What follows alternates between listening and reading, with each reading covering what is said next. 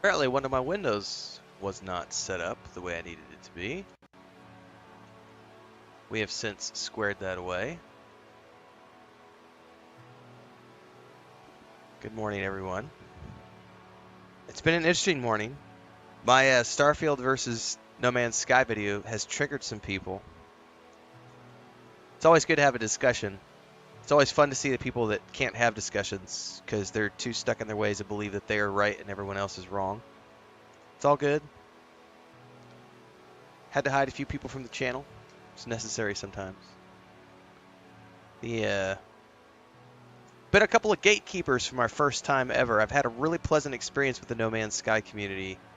One of the best experiences I've had in a long time. But there's always gatekeepers. You've always got the randos who are out there trying to do that. And I had a couple this morning on that Starfield video. The most blatant was the guy who blatantly said in his comment, you shouldn't be allowed to make this type of video because you don't have nearly enough time in the game to make an educated opinion on it. Hide from channel. Go ahead. Continue criticizing. I could talk about anything I want to on my channel, about any subject at any point in time. The idea that you have to have hundreds of hours into something before you're allowed to talk about it is the most ridiculous kind of gatekeeping ever. So we're going to keep playing No Man's Sky. We're going to continue to enjoy it. I've got over 500 hours in Starfield. I've only got 15 hours in this game. We're going to keep climbing until we've got 500 hours in this game.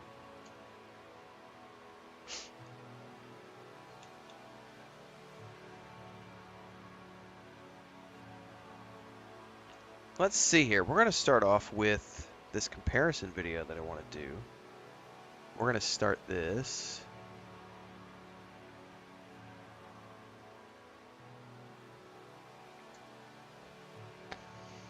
So, one of the things I've been talking about since I started playing No Man's Sky is how much the Worlds Update Part 1 got me excited to play. And we're going to start playing here in a couple of minutes. We got the game loaded up. I'm on the loading screen right now. But before we get going, I did want to talk about the aspect of this game now with Worlds Part 1, the update that just went live, versus the game that went before. And I started playing about 3 days, I think about 3 days before Worlds Update 1 went live for Game Pass on the Xbox. So I've got some footage we're going to look at this morning, directly comparing the game as it was then compared to what it is now in terms of just the look on my starter planet. Now, we've explored quite a few other planets in the stream so far, and we've seen some really cool... Everything looks much better. We've seen some really cool bodies of water. We've seen some really cool new VFX with the skyboxes and the volumetric clouds and everything they've done there with that tech. The luminescence on some of these planets, especially on my starter planet when it gets to be nightfall, is really cool. There's new creatures. There's all this new stuff. Amy says, I'm on the verge of trying this, I think. You totally should. I'm a little biased because I have Game Pass Ultimate, so it was included in my Game Pass subscription, and I could play on PC or the Xbox, and my save file is fully transferable between both because I have Game Pass. It's a little different if you're paying on Steam or the PlayStation 5, but it's still a great game. I just mentioned that as an aside to understand in terms of what platform you're going to be playing it on. I don't think it's very expensive if you go buy it. I don't know the price point though because again I'm playing on Game Pass, but it's a lot of fun. Whether you're playing single player or multiplayer, I think it's a lot of fun. But let's talk about this a little bit. I want to jump into the game here in a minute. I've got over here. We've got this window open, and I think I can show this. I got to see if I got it configured right now because I've never done this with this particular setup on the new. Hang on.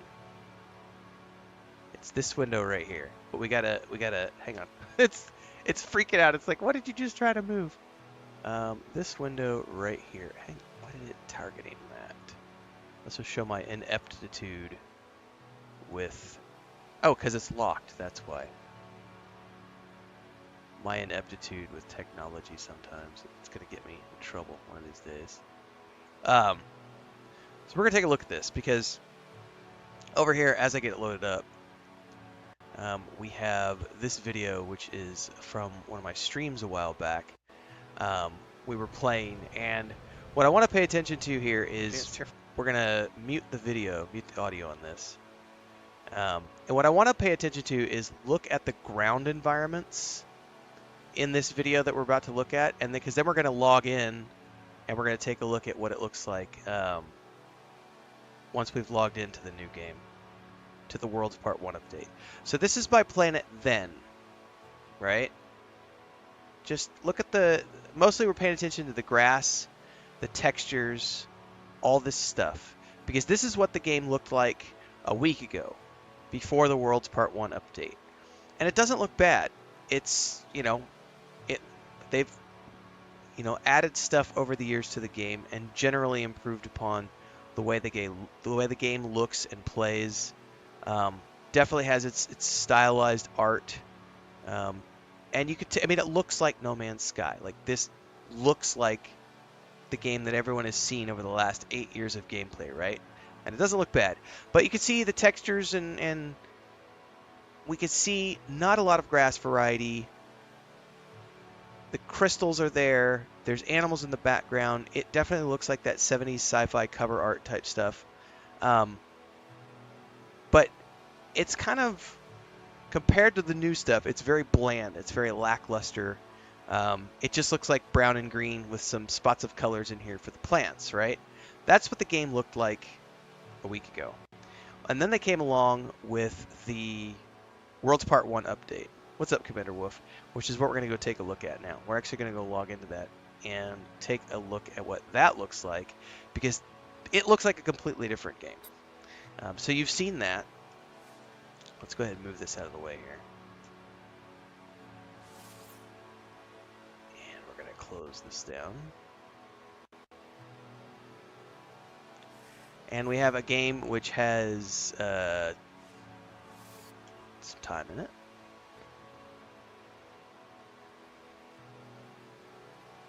We're going to load in.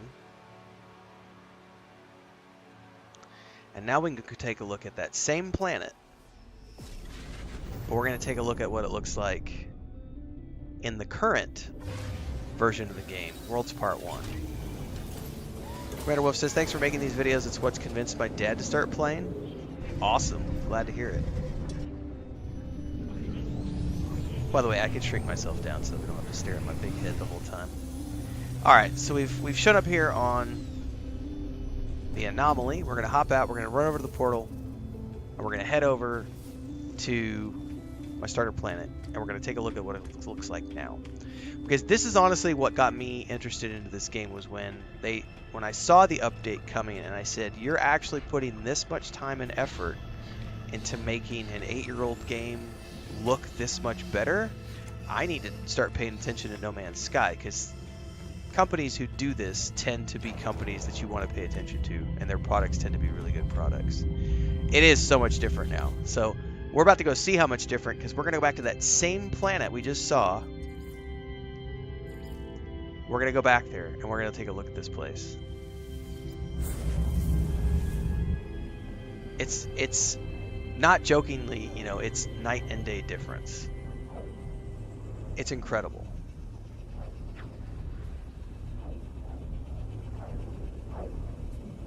And the game didn't look bad before. It just looks a lot more vibrant now, especially with like the water and the new VFX and clouds. Like, there's been some storms that have come through and on planets that I've been on, and it's been absolutely breathtaking to take a look at. All right. Oh, we're even here at sort of like a nighttime. This is the same planet, everybody. Same exact planet. But look at the difference in the way it looks now compared to the way it looked before. So, this is, to me, this was mind-blowing. And then, now this is daytime, or nighttime, sorry. We could obviously turn off our lamp and get a better feel for some of the luminescence at play here. You can see the sky. Now, obviously, it's a lot more colorful at nighttime because we're dealing with the shifting light patterns and everything else. But look how it folds into the distance, just kind of rolling waves of light and luminescence across the tops of the plants. And during the daytime, it looks completely different too. Everything glows, you know, we've got a lot more color. Look at the pulsing of those like mushroom-like plants over there. It's so cool. Someone's saying that in photo mode you can adjust all the lighting, including the sun position. I haven't even gotten to photo mode yet. All right, so we're going into daytime now. So take a look at the difference between what this planet looks like now compared to the daytime in the previous video that we showed you, where it's sort of all, you know, you had the greens and browns, but it very much looked like an older style game. This, we've got a lot more color density now, a lot more vibrance to everything. We're obviously in one type of biome right now, so we could go up and find other biomes if we wanted to explore around a bit. And I haven't found any huge bodies of water on my planet yet. But just this alone, the difference is Worlds Update Part 1, Worlds Part 1. I always forget exactly what it's called. The difference in the look and feel of this compared to what it was like a week ago is just astounding to me. I don't see very many games that come back and re-engineer their tech the way they've done with this. World of Warcraft springs to mind with what they did with their game over the years. They've done a good job of keeping it up to date. You know, that's probably an exception to the rule. Let's go ahead and head up here. Looks like a rainbow over there. Oh, we do have. I've never even flown over here. There's water over here, so we can totally take a look at the new water. By the way, I had no idea. I've never come over in this direction. I had no idea that there was. I've always explored off in the other directions. You can land on water now if you want to, and the water is so intense with what it does with storms now. So you get these crazy reactions. Look at that. We're going to slow it down here. The water before was just flat. And now we've got actual wave patterns to it. And it's a non-windy day. There's no storms going on right now here. So we get a very, very relaxed view of the water. But the tides change and everything with the storms and the way that the water goes down when there's huge waves and everything else. It's really cool. The tech that they showed in the trailer for the new water system made me go, oh my god. And then when I've actually seen it in game now, it's pretty mind-boggling what it's doing. And then when I was doing the video that launched this morning, the Starfield versus No Man's Sky video, we were talking about this last night as well. Ocean. You can build ocean bases and ocean stations that go deep down into the ocean. And I'm just like, what? And ships can land on the ocean now. You have to have, like, I guess, mods or special ships to do that. Like, this ship can't land on the water. But I think it's really cool that you can do that now. Let's go ahead and go into third-person mode, because I'm terrified of getting too close to the water. There it is. Look at the. I don't want to crash. I'm trying to be very careful, guys. But you can see that right there, the wake pattern of my ship when I get close to the water. This reminds me a lot. For those of you who played Anthem, the water physics in Anthem were really amazing when you got your suit down close to the water. Just really cool stuff here. And I'm terrified to get too close because I don't want to accidentally wreck my ship. I don't know if you can wreck your ship into water, but I don't want to risk it. But I just wanted to show that was an option for people, and to show like what they've done with these new physics. It's very impressive to see a company putting attention to detail into a game like this 8 years after the fact, which also goes to show you what's coming down the pipeline with what they're building with Light No Fire, which previously I was sort of interested in keeping an eye on Light No Fire, and now that I've been playing No Man's Sky for the past week or so, Light No Sky is going to be like Light No Sky. Jesus, it's early, guys. I need more coffee. Now that I'm playing No Man's Sky for a week, Light No Fire has gone from being a game that I'm just going to keep an eye on to a game that I am 100% playing and will be going deep into once we get. I don't anticipate it being a release this year. I would say next year at the earliest. But what's really interesting to me is this is everything they did with Worlds Part 1, and they have a Part 2 coming later this year where they're bringing even more of the new tech into No Man's Sky. So, for my money's worth, and I talked about this the other day, I made a video called should you play No Man's Sky in 2024, something like that, or is it worth playing for new players? Yeah, I'm a new player and I'm sort of like overwhelmed with what's here already, and the fact that they're actively updating it with stuff as I play is just like mind-blowing. So that's my take on it. We're going to cut this out as its own video, so for those of you watching this after the fact, like, subscribe, hit the bell icon so you never miss an update. Daily streams here and on Twitch at 11 a.m. Central Time, just about every day. Flying out and exploring is so much fun, says Commander Wolf. Just getting lost in the game. I have had quite a bit of fun getting lost. I've gotten lost a few times now. Amy says, wow, okay, I'm into it. I loved Anthem's flying. I was just playing Anthem a couple weeks ago.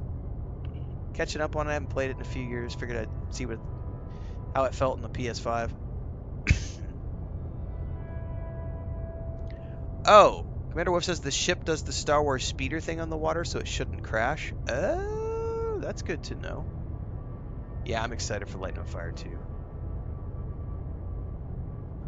Light No Sky. Yes, that was I apparently need more coffee. I'm medicated and caffeinated, but apparently not enough. Yeah, and the part 2 is going to be great. Do I have a freighter yet? Dawn asks. I do, but I'm not touching it because the game has not taught me about it. I happened to stumble across one 3 or 4 nights ago and rescued it, recruited it, and then I've left it in space. It's back. It's out. It's in orbit around this. I'm pretty sure it's in orbit around this planet.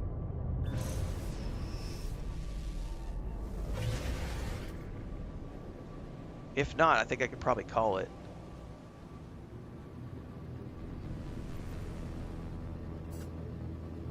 Alright, let's take a look. I'm pretty sure it's over here by the anomaly, or by the space station. Yep, there's my capital ship.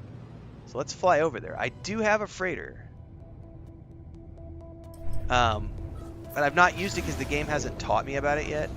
And I don't want to get overwhelmed, so I'm not going to be doing anything with it for the time being. But I do have one.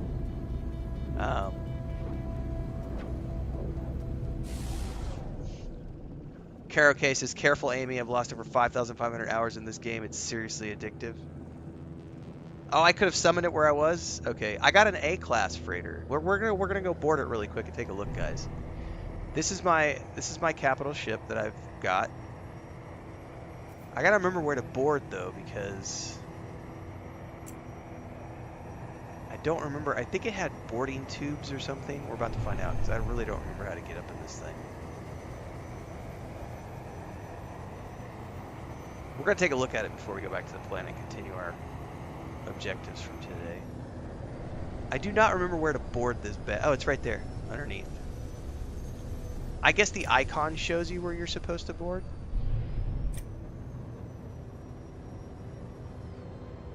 But that's what I was looking for, was the blue landing bay.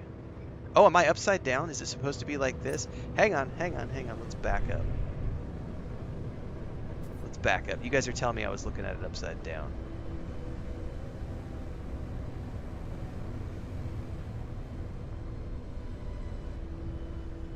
Hang on.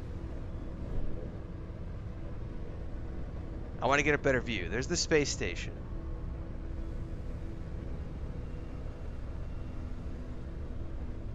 Alright. So you're saying I need to look at it this way, that I was looking at it upside down. See, I would have thought reverse. I haven't looked to see what this is supposed to be right side up. I would have put that, like, to me, that's right side up. But I don't know. I don't know where I haven't looked where the bridge is and stuff. I haven't actually explored it. Like I said, I have it, but I haven't bothered to explore it because I don't want to get confused. S-Class is the best? I'm pretty sure it's a Class A. I don't remember how to check, so we're going to go land real quick. I think we had to go to, like, up to the bridge or something when I was here last time.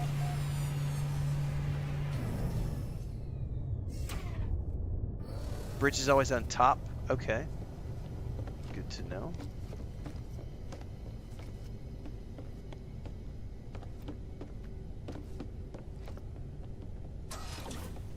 I think this is the way to the bridge. I only came up here that one time on the stream a few nights ago. Yep, this was it. One of these was the command station. Was it this one?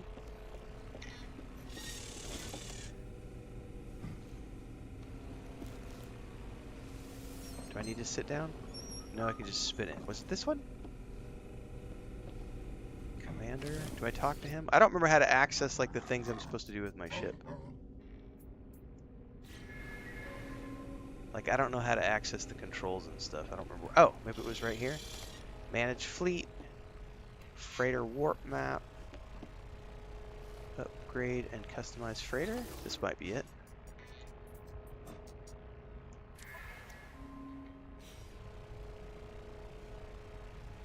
Yeah, I don't want to look anything up with the freighter right now. I want this to be something that is completely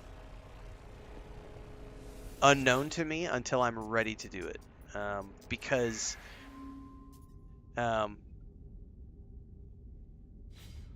this was very like, we got the ship and that was it. It was a random event that happened, and I was like, okay, I haven't even learned how to do combat yet. So this felt way overwhelming to me, and we will be coming back to this. I don't know where to check how to see if it's a class A or class whatever. But from what I've been told, like, you can build bases here, you can get a fleet of ships, you can hire frigates to like fight with you and do missions for you and stuff. So that was to answer the question. Yes, I do have this. I don't know what to do with it. There's a lot I'm gonna have to learn. I'm still only 15 hours or so into the game, so it's gonna be a hot minute before I do anything with my freighter, but I do have one. Hang on, does it show me? Nope. That's an interesting looking tanker vessel. Some sort of a tug.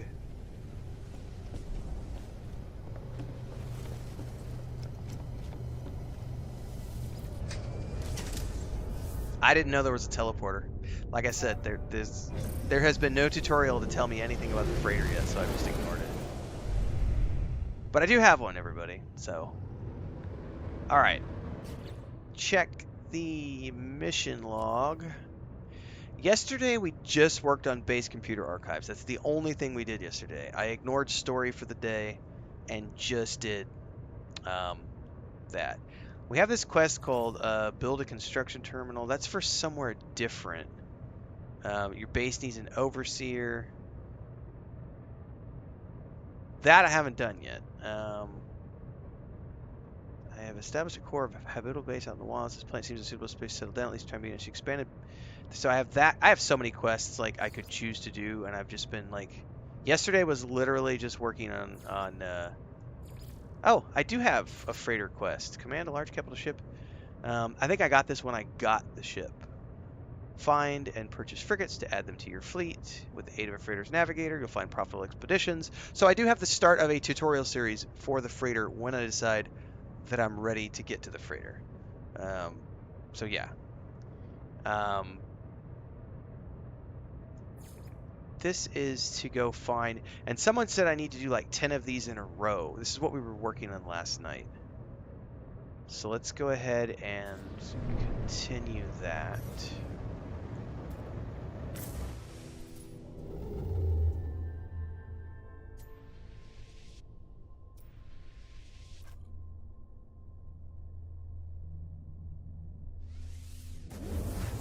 I'm gonna burn a bunch of warp fuel today. Right. I did story missions for the first, like, I don't know, 4 or 5 streams. And then yesterday we stepped back from story missions to actually build the base out, to get more mods on my ship, to get more mods on my exosuit.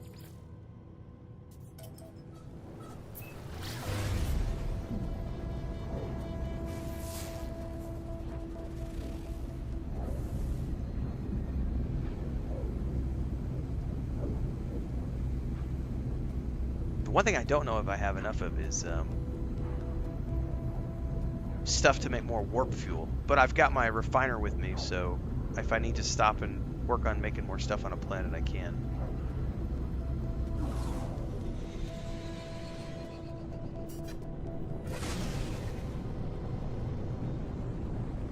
I need a lot of silver to build rooms in the freighter. Good to know.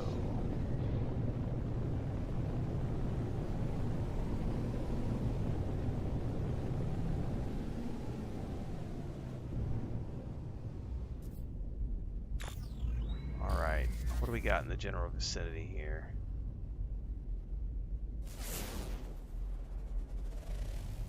Any buildings around here?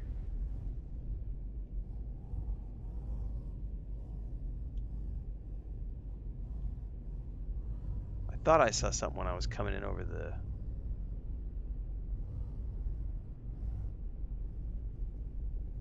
rise. Nope, I don't think that's, I don't know what that is. Glowing green goo of some type. Alright, let's land and get a scan.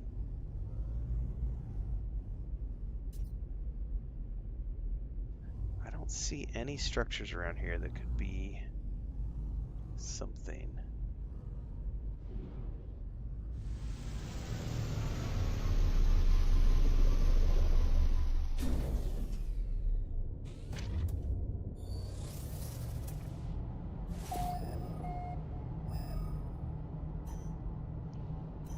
Something a little bit in this direction. Oh, cool! This one has lesser gravity. So that's the first time I've seen that.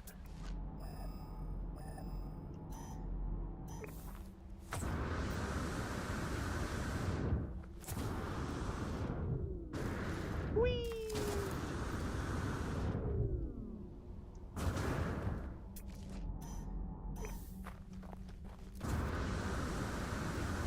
There it is. That's the structure I'm looking for. I totally saw that flying in.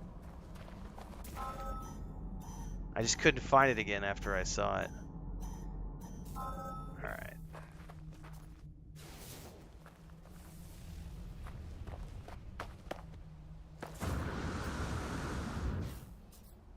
Oh, that's gonna hurt. Ow, ow, ow. Maybe not. Woo! What's with the facehugger egg sacs, dude?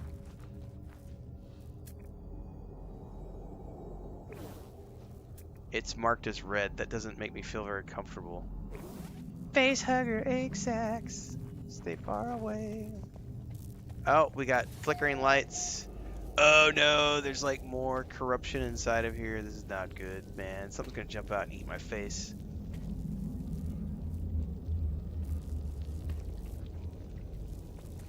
Ah!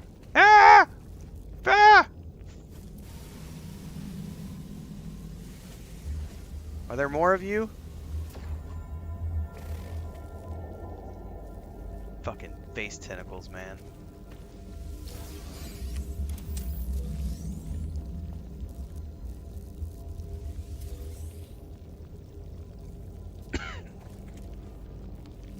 Ooh, can I use a lantern? Oh no, it just turns it on or off.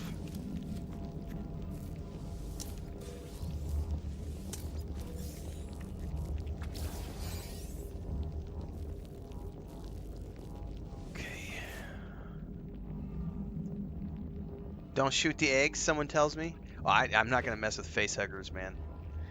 I've reached the location marked on my base computer where the remote archive terminal hums, awaiting my input.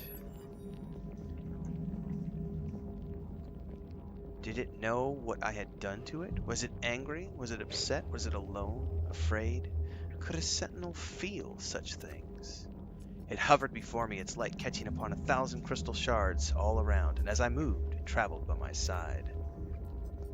That night, I dreamt of a warp cage, but there was no more pain within. The drone looked at me, and I knew that I had been forgiven. I had fixed it. I had answered for my sin. I shall call it Laylapse. I searched the physical cache attached to the terminal. Whoever recorded this message also left a piece of tech. Scatter blaster module. Am I finally going to get a weapon? Archive recovery in progress, 5 hours, 59 minutes, 50 seconds. User will be advised when recovery is complete. Consult the log to select another task.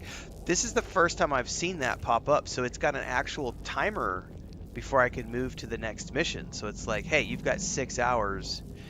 Here's a question I have for chat. Is that 6 hours real time before I get to do the next step?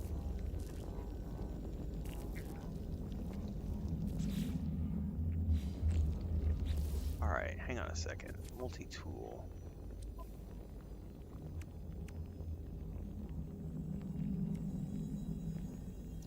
What do we got here? Train manipulator, scanner.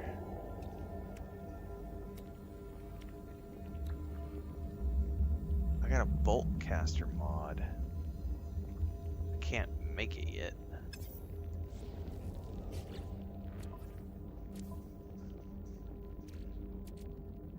Scatter blaster module.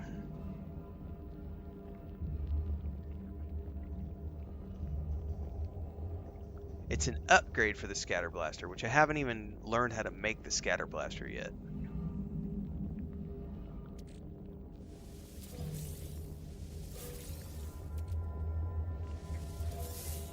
Okay. Thermal protection module. Okay, that's good to have.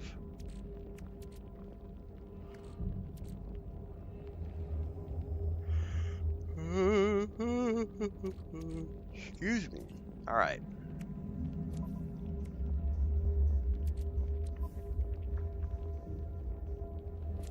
Oh, here's my freighter, guys. I didn't realize it was up on the tab. I could look at it right here. Class A CV7. This is the freighter.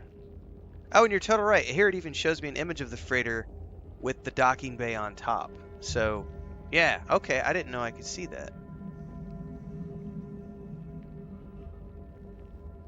That's really cool.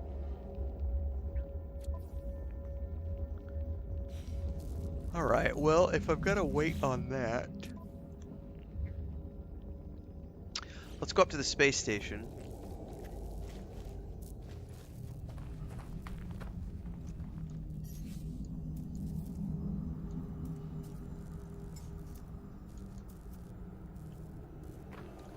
Where can you summon? Here we go.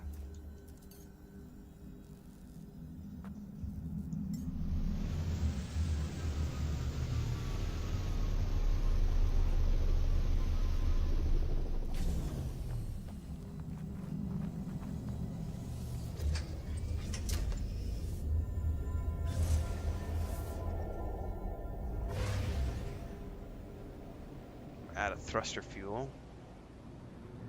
Have to make some more. Hey, we got an asteroid belt. We might as well gather some stuff while we're up here.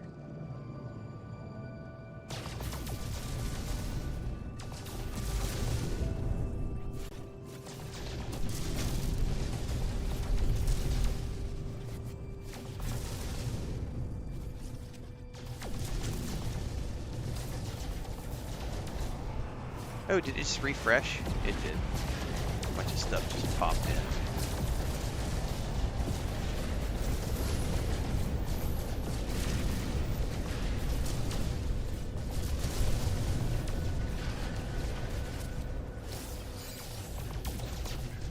Hypercluster.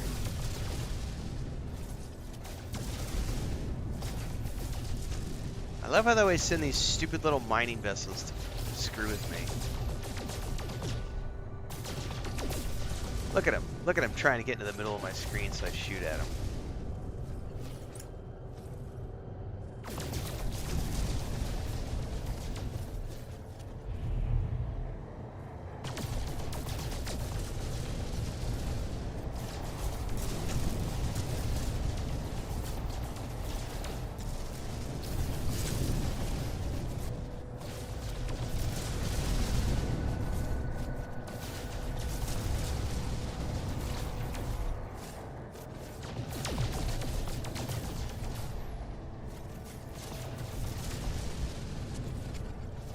He's trying awfully hard to get shot.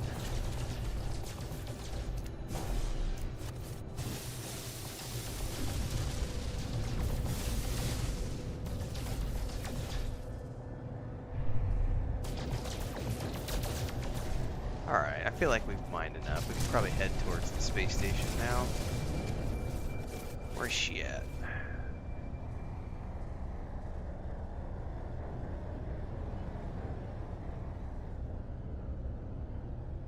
Right over there.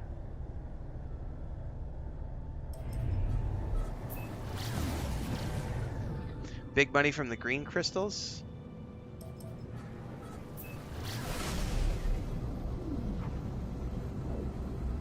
Green ones are platinum. Cool.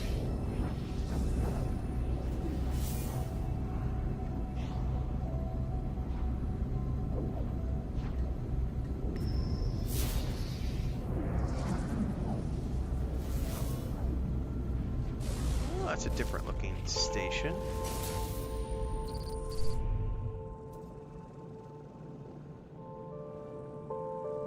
Where's the docking? Is that it down over here?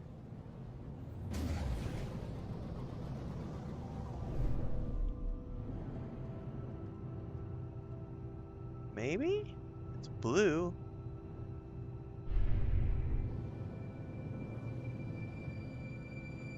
I could be wrong. Yeah, that might be it. No, that's not it. Is it where the icon is usually? Usually it's where the icon is. Let's get out of here further. I don't see the blue. Someone says it's on the other side by the ring. I don't know. Let's find out. There it is.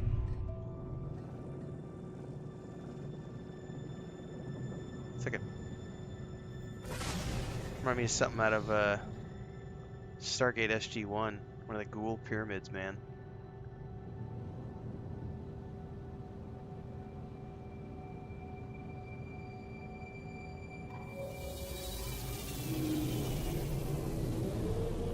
Yeah, it's been generally pleasant to see like all the difference in like station, at least exterior wise. The layout of this in the interior is always the same, but it has different color schemes and stuff. But then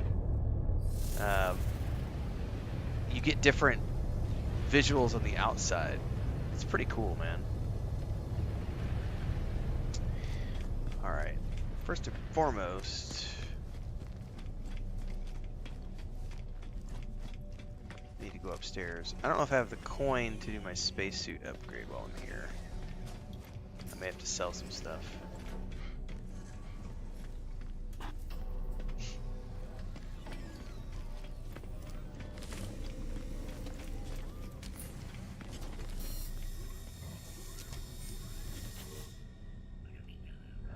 I do have the coin.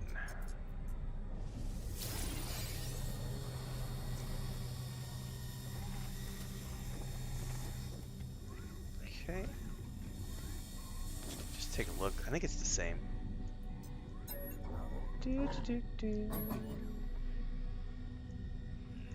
What do you got? Life support, movement, shield, radiation, toxic movement. I don't really need to buy anything right now. Oh, I have plenty of cash. Oh, you know what? I need to summon the I need to go summon the anomaly too, so we can grab the spacesuit exosuit upgrade for this system.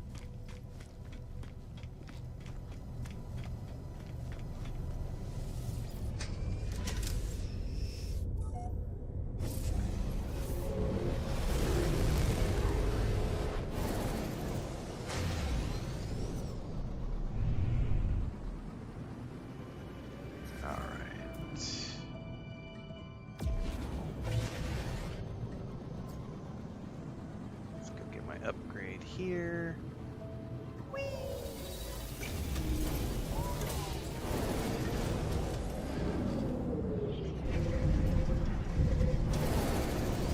At least I got this part figured out. What the heck just happened there, guys? That was a bug. I have no idea what just happened there. Definitely nothing on my end. I didn't touch nothing. The ship went ape shit, and we're spinning in space right now. And it shows me on full reverse throttle, and I can't do anything. My buttons aren't doing anything. That's a bug. Oh, I can actually move around in the cockpit. but I'm spinning derelict into space.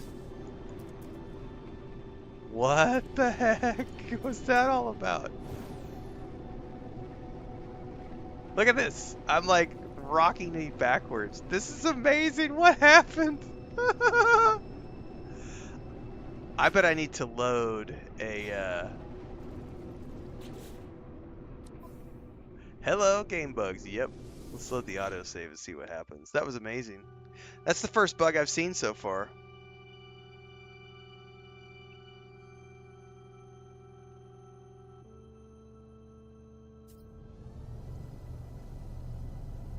All right. Let's try that again.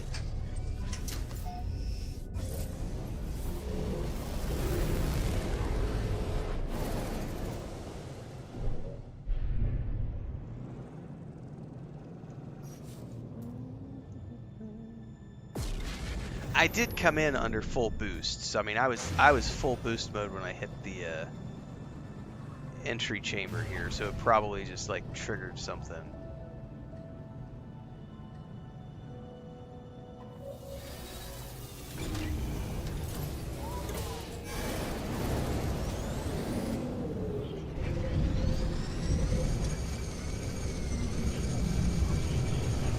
Oh, look, it's doing something wonky there again. There was another ship like jumping in and out in front of me. Yeah, that's got to be something to do with like the multiplayer network tech. All right, we've landed. Safety.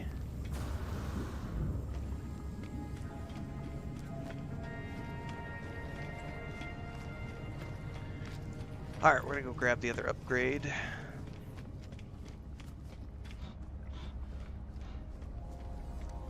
And then we're going to pick a mission to work on. By the way, the game has not yet told me anything about combat or told me to build combat modules, which is why I'm not worried about installing the Boltcaster or any of that stuff yet, because the game hasn't told me to.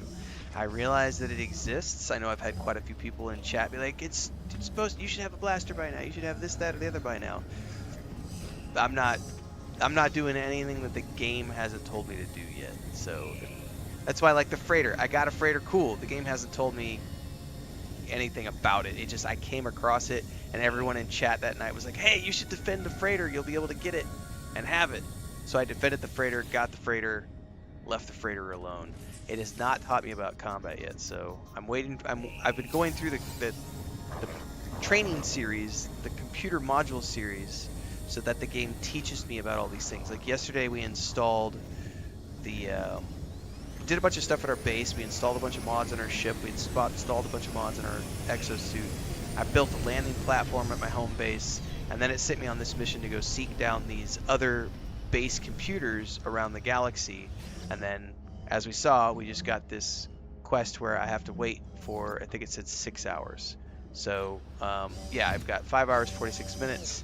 So it tells me to complete other tasks. So I want to see what this one is. It says expanding the base. I don't even remember where this was at. Is this at my home base? Expanding the base. I've established the core of a habitable base out in the wilds. The planet seems a suitable place to settle down for this time. I should expand and staff my base if I'm going to make a success out of my new home. It tells me to build a construction terminal, but I already have a construction terminal on that base. Let me turn back around. We're going to go back to that base real quick.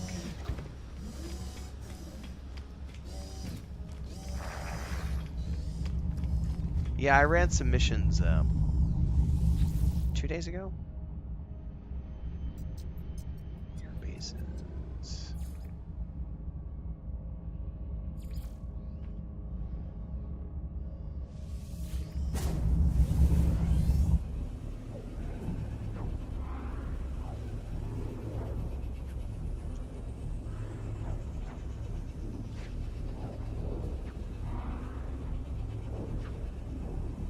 Catapult reject, says Don. That never happened, Floor, said Solar Flare. Haha. Zendesk report coming up, says Caro. Someone says if you report it, they fix it. They're pretty good at that.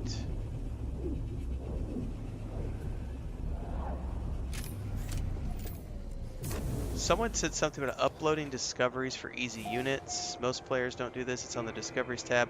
But yeah, but that's one of those things where the game hasn't taught me that yet. So I love the fact that everyone has all these tips and everything else. It's cool to come across those as I see them.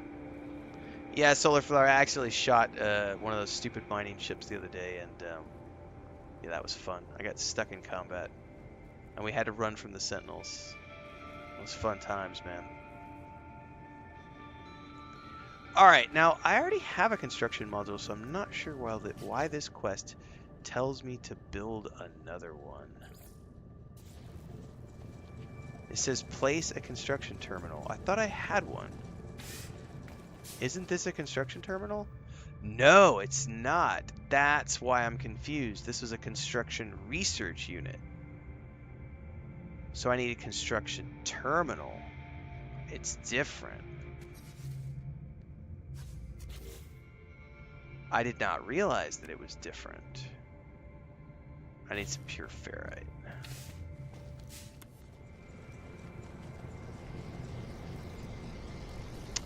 Oh, we're out of power?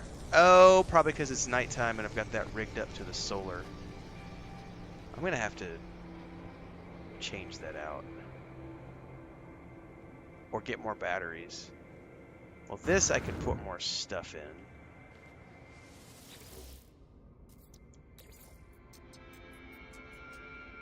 Really? I need more carbon? Carbon's inside. I bet I can't get inside this until it's powered on. Insufficient power. Alright, hang on. I'm gonna have to move the wiring from this over to this. But then I need to give this some energy.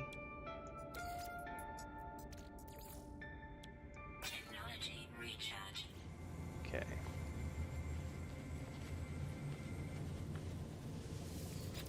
What did it say? Ferrite, I think is what I needed. Raw ferrite or whatever, not magnetized. Pure ferrite. By the way, let's stick these modules in here.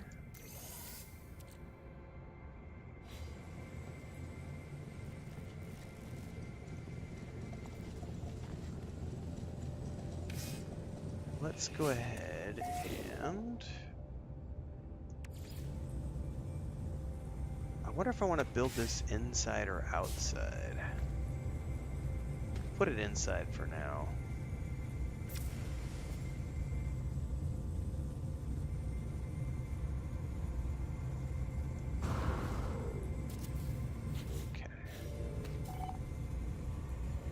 Okay. Hire a base overseer. The overseer will help expand your base. Staff are available to hire in space stations. I'm about to hire people, become boss for Renfail. Yes.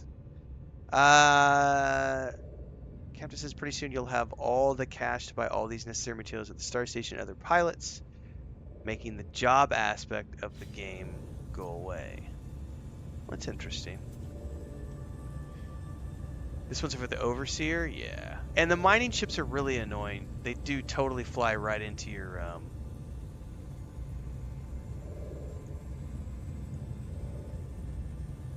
They fly right into you.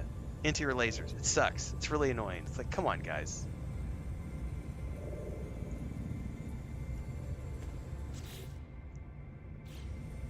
So I have to go to the space station to hire somebody, I guess. Overseer required. Overseer. Okay, find them in the space station. Well, I'm going to have to hook the... No, the portal's good.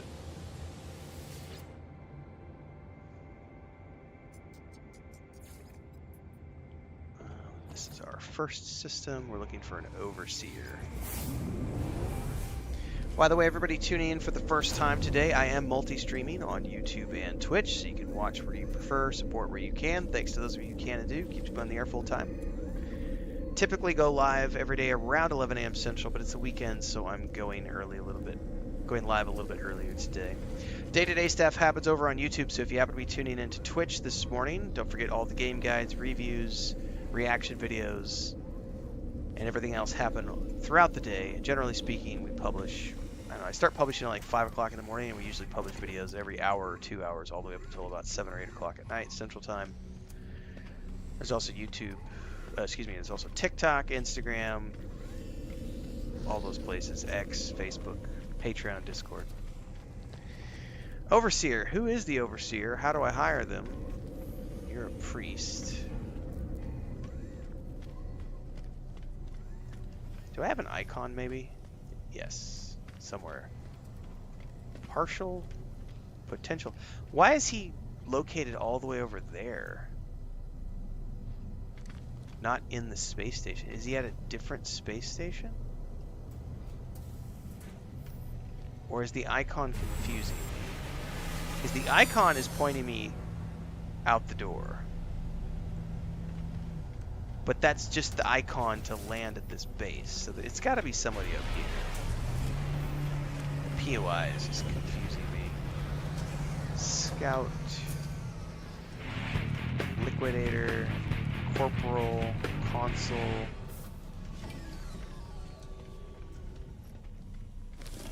Envoy.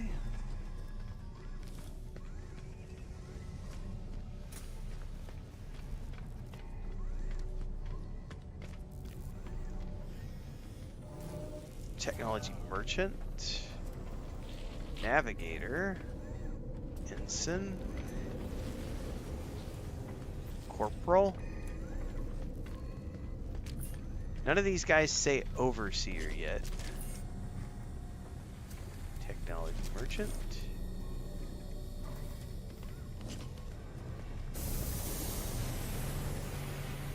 There's no more NPCs up here other than this guy. Priest again. What the heck?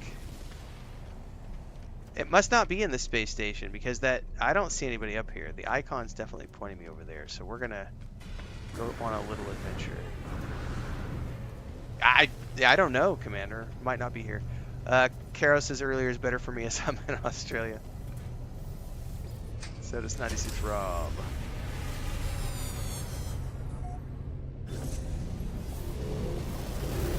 Yeah, I'm willing to bet it's anything. Well, no, look, it just pinged me to this station. So I'm gonna go out. I'm gonna turn around. The icon's right here. So it's definitely on this station because that icon, potential overseer recruit, is what it says.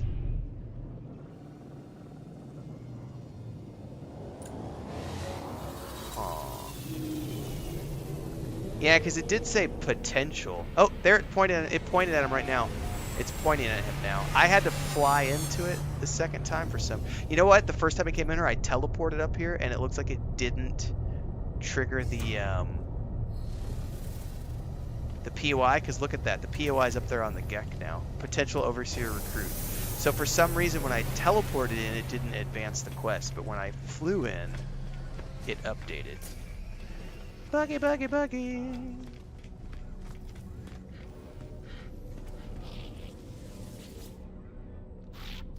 Is it really you? Forgive me, I've been searching for such a long time. Arctic Robot coming in with a $5 super chat. Says, what game mode are you playing on? I played the game 8 years ago. I just downloaded it again. Really fun and awesome. I'm playing on normal, like whatever's the normal mode. Whenever I get into like hardcore base building, which I have not yet, and I won't for a while, but whenever I get to the point where I'm going to go do like a full like 3-hour session of base building, I will definitely put it on relaxed or creative mode, because I don't like to deal with survival elements when I'm base building. The rest of the time, I'm happy to play normal mode with all the survival stuff turned on and everything else. So I love the fact that they allow you to be flexible and change things on the fly, because you can totally just come in here. Well, I'll finish this dialogue and I'll show you here in a second. I've been searching for this a long time. I'm contracted to aid you in this in every cycle. Everything was paid for a long time ago. It's all above board. As the stranger speaks, a smell assaults me, a pheromone infesting my brain, giving me memories of places I've never visited, actions I never took. Of myself in a mirror, aged and alone, and of this GEC cradling the fallen brethren. Of a bargain made many years from now, a contract signed across the cosmos. The vision ends and the overseer remains. They promise to expand my base, allowing me to recruit other workers, and they require a construction terminal to get started. I definitely want to hire you because it's part of the quest.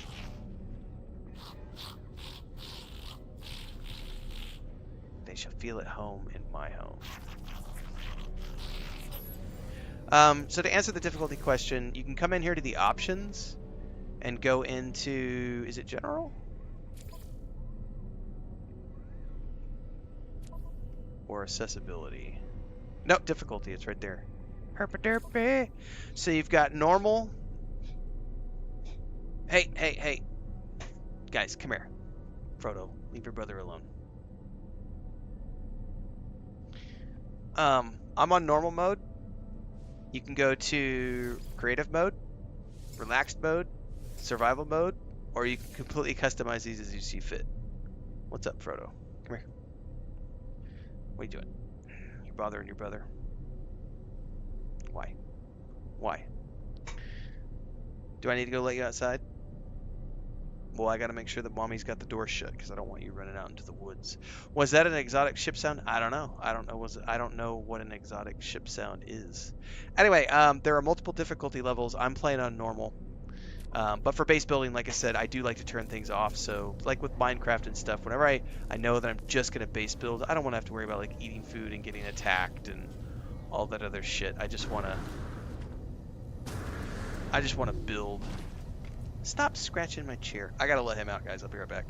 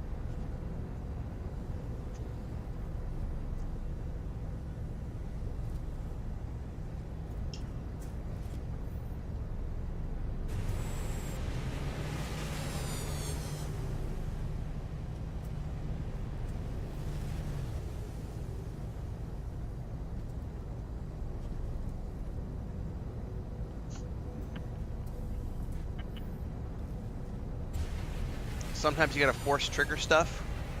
Sometimes you gotta abandon side quests to make it spawn again. Sounds like every game I've ever played. That's no different. It's all good. I don't mind a little jank in my video games. All right, back to our base. Right? It says back at his terminal. But does that mean at my planet? Yeah, it says on planet.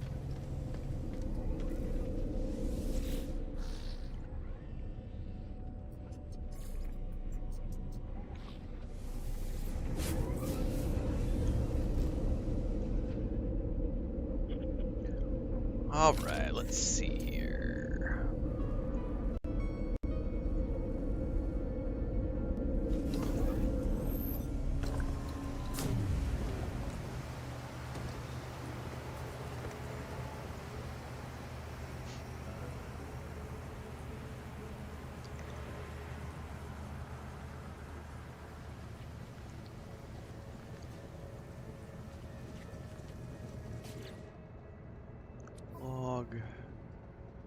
Space computer upsides.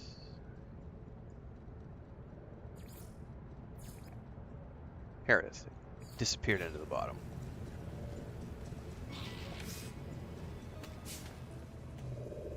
Navigator Uraj. So I think I need to talk to him now.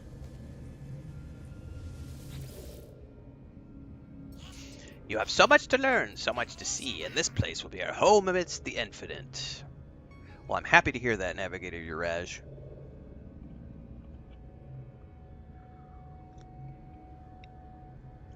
Alright. Take this glass and let Starfied flood into our jolly home. I'm gonna have to go cut my mustache, I think. Okay, accept the glass. A new product formula learned. Shatterproof, scratch-resistant glass with self-cleaning UV-cured coating for general construction use. Refined from silicate powder. Extract silicate from the earth with a terrain manipulator. This can also be crafted from frost crystals, which are extracted from plants on frozen worlds.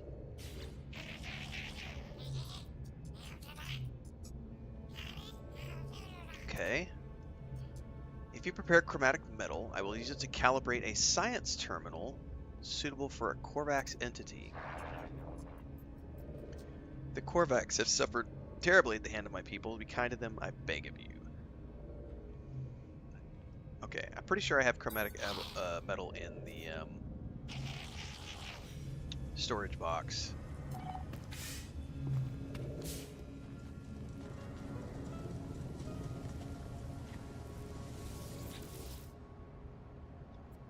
I thought I did.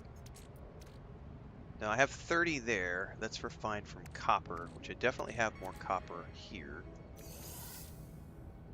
So we can do this from here, it looks like. Uncle Brett says, just saw your No Man's Sky Starfield video. I thought I'd check it out live. Well, welcome, welcome. Typically daily at 11 a.m. Central on YouTube and Twitch. Multi-streaming every single day. I'm a little early today. I think I'm early. I think I started like an hour early. Yeah, it's 10:15 my time. So 11:15 Central. I started about an hour early today. Sometimes I'll stream in the late afternoons around 5 or 6 Central. Not every day though. I did Friday. I did not last night.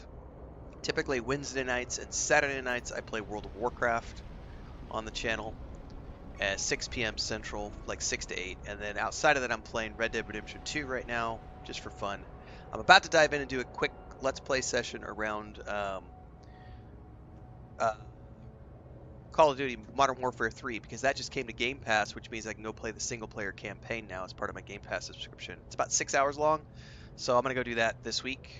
That'll end up... I don't think I'll do that online. That'll just be an offline session that I'll upload as Let's Play sessions. And then we're currently working our way towards the launch of Star Wars Outlaws on August 30th. We'll be playing that live as a main game on the channel.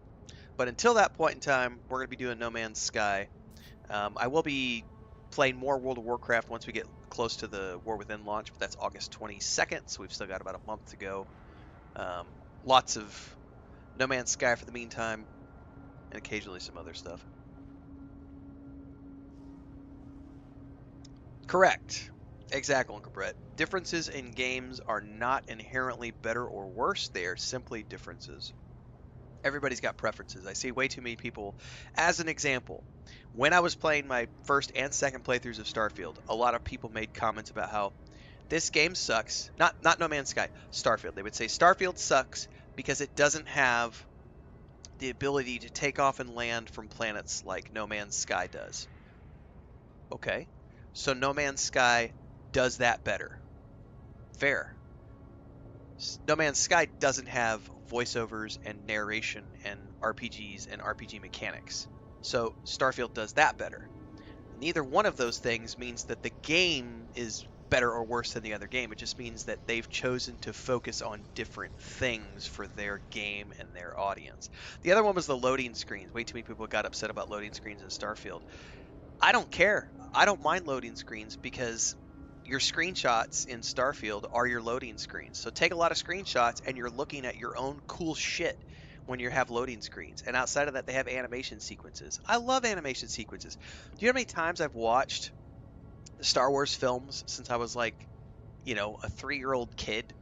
I never, ever, ever, ever will get tired of watching the Millennium Falcon land and take off from Tatooine and Endor and Cloud City and wherever and blah, blah, blah, blah, blah. I don't care. I really don't. It's a non-issue for me. So I just look at games and say, I'm here to have fun.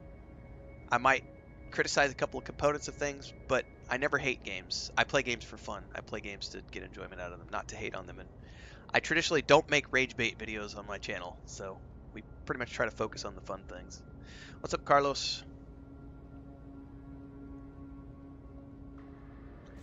Starfield's never going to cut back on loading screens. That's just the way that they've built their game. So people just got to get over it. Like, learn to embrace the way that they've built their game. It doesn't matter that No Man's Sky does it differently. It doesn't matter that you can seamlessly go here. That's the tech that this game has. That's not the tech that that game has. Wishing that that game had this game's tech is a lesson in futility because it's never going to happen. What Bethesda will hopefully do in the future is to look at what Cyberpunk 2077 did and look at what No Man's Sky did and look at what they're going to be doing with Light No Fire, and hopefully Bethesda will look at that and say, hey, that's a cool way to iterate. Let's figure out how to make our games do something different in the years to come. But there's no reason to nitpick a company just because they've built a game a different way. That's pointless. Just embrace it. Play it and have fun. I need 40 chromatic metal, which means I definitely need to take that copper. I got sidetracked. Yeah, I don't think there's very many games that I've hated either. There's games that I quit playing. Like, I did grab the copper. Most recently I bought Final Fantasy VII Rebirth and enjoyed the first I enjoyed the first Final Fantasy VII remake that they did a few years ago. Bought Rebirth earlier this year, was streaming it. Got like 7 episodes in and was like, I'm not going to play this anymore. The mini games were absolutely atrocious. Oh, that's right. My refiner is in my inventory. Herp-derp-er. And I have to rebuild it from here. That's right. Which one was it?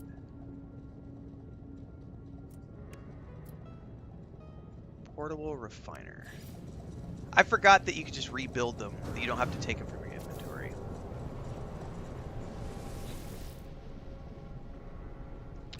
We're gonna make copper. Because we need to make a bunch of chromatic metal. We need some fuel. And we need to begin.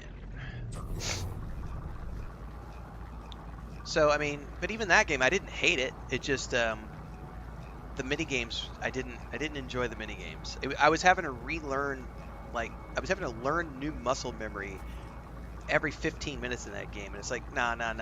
Like, once you've taught me how to play your game, I should not have to relearn controls every 20 minutes to learn a new minigame. That was stupidity. So I was like, I'll just go play something else. I'll go watch someone stream Final Fantasy VII. I mean, I wasted $70, but at the same time, it is what it is. I didn't hate on it. I didn't make a video about it. You know, I just quit it.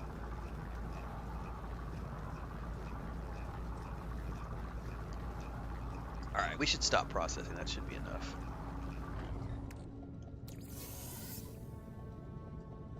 Alright, now we return to the Overseer. Correct. Chromatic metal friend, do you have it? It's obvious from the urgency in their voice they are uncomfortable with my inaction. I sense they have grand plans for me.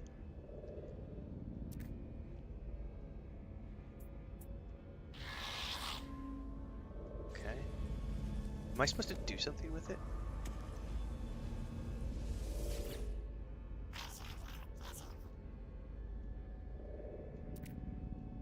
Okay. Give the chromatic metal.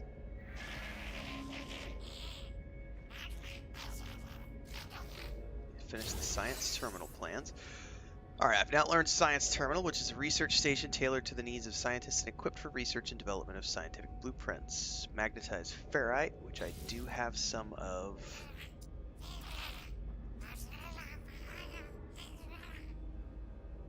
Make your way to abandoned structure and harvest the data from the terminals, and I will make us a storage container. I've already got a storage container, though. And I thought I could only have one per base.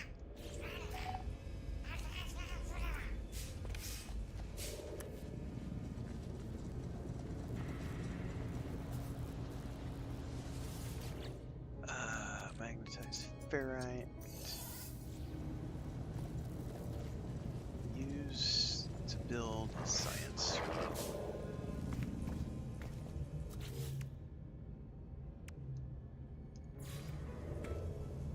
Man, these terminals take up a lot of space, man.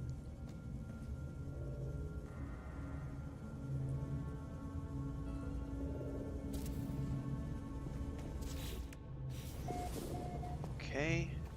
Oh, I gotta recruit somebody for the science terminal now. Hire a scientist from the Korvax space station. Korvax space station.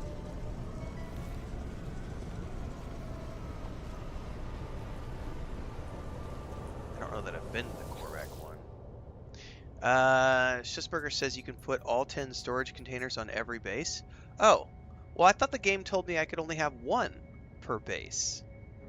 Or maybe I could only build the one of each type? Maybe I misunderstood what it said when it said one per base. Korvax space station, which I have not been to, so...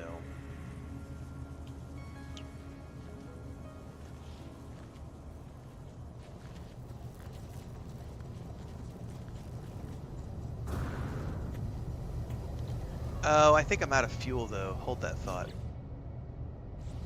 Pretty sure I'm out of fuel. Launch fuel, anyway.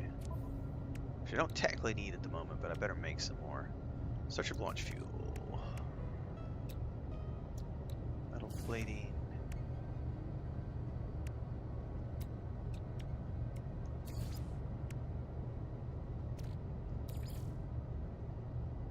Technology recharge.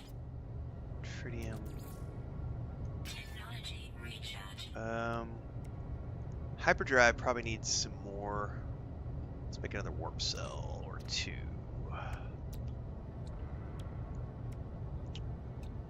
Warp cell, warp cell, warp cell. I need antimatter housing and antimatter. Let's make two. Oh, I made the wrong thing. Gosh darn it. Hang on, what were we looking at? Antimatter. Oh, it's because I hit over instead of RB and LB. Cannot build missing components. What am I missing? Probably oxygen or something. Chromatic metal.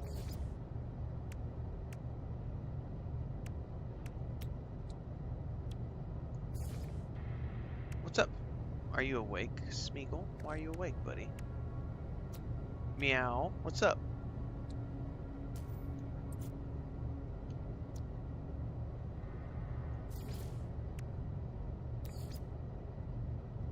Technology recharge. What? Do you want to go up and say hi to everybody? Come here. You're gonna scratch my chair. Oh my god, you got big. Yes, you're a big baby.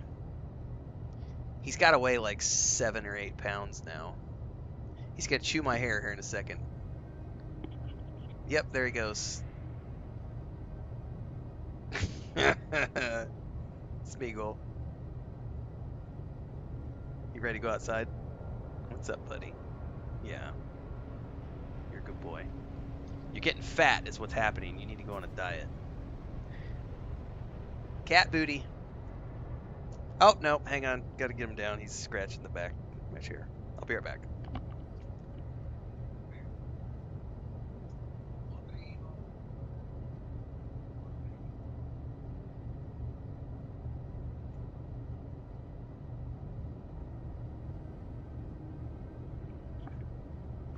Poor Chris. She's trying to cook and like both of the male cats are coming to bother her in the kitchen. Beavis says you can select exactly how much material to put in your processor, so you need to hit stop pressing. It wouldn't let me earlier. It's for some reason the button to do. I can reduce numbers, but I can't increase numbers. I don't know if it's a bug with the Xbox version, but it's not. It's not. It has not been working the last couple of days.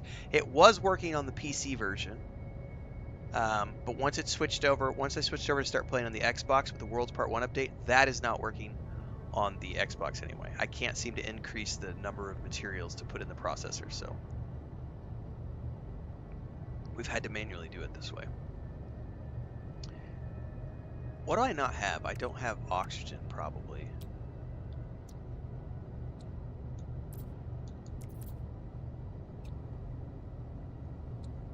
No, I do.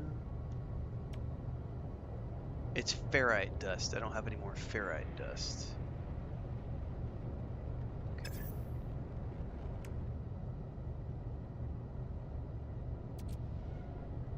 I can analyze these things.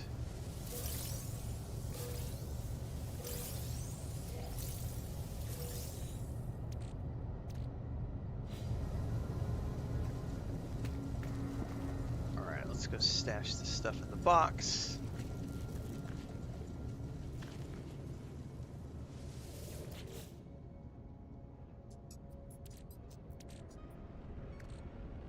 We'll stash that. Hold on, tritium. Stash that.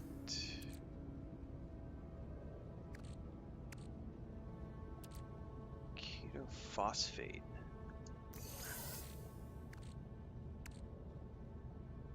Ferrite dust. Oh, is that my ship inventory that we were just looking at? I bet it was. Yeah. Storage container. Storage container. Storage container.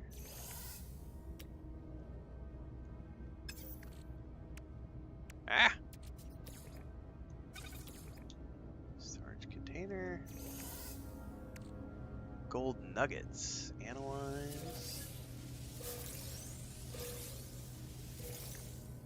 Pirate transponder. Okay.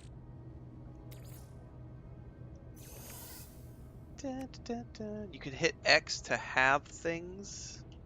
Hold on that. Hold that thought. So A, and then X is a quick split. Cool. I didn't even pay attention to the tutorial, to the tooltips down below. I'm gonna write that down. Thanks for that, Sister Burger.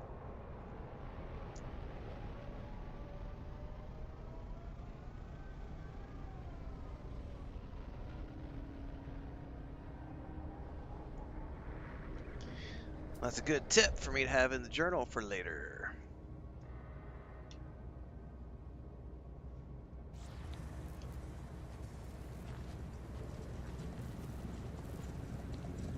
Alright, we need to go find this guy at the next base. So we are off on an adventure. Because I must not have been to that space station yet.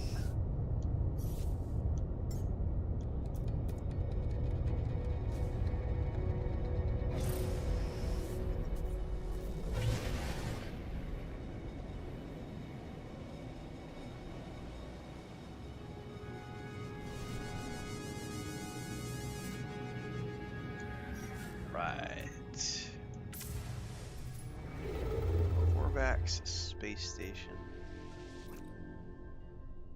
Over here. Warp.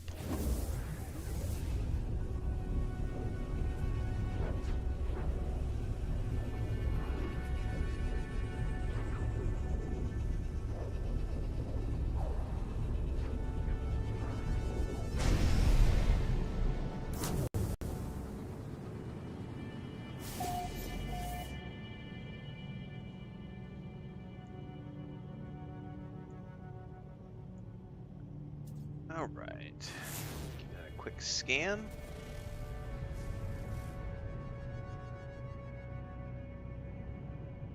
Extreme planets have very high hazard levels, collect highly valuable resources from deposits on the surface. What is this icon? Tritium rich. Does that mean I should, like, go over there and, like, blow it up? Hang on, did it, like, am I there already? Potential scientist recruit.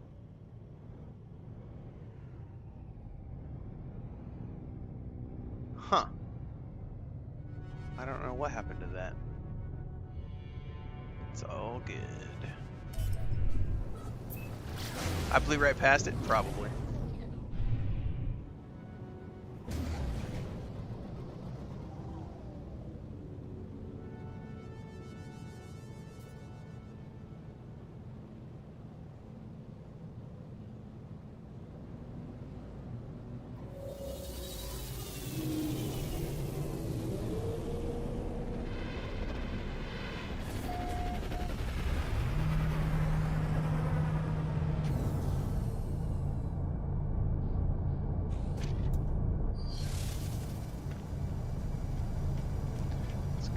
This guy.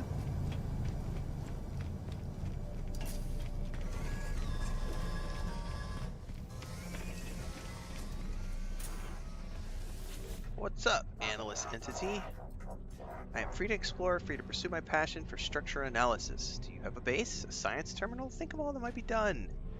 This Corvax is happy, overjoyed to see me. They seem to have just completed some rite of passage for their species, necessitating them to go out into the universe and pursue their interests. The scientist offers to join my base if I provide them with a science terminal. Welcome aboard, sir. Scanning you while you sleep will be reward enough for me. That sounds kind of creepy, but okay. Can I also do the language stuff with you while you're sitting here? Nope. Alright. We need to go get our spacesuit upgrade. Ah!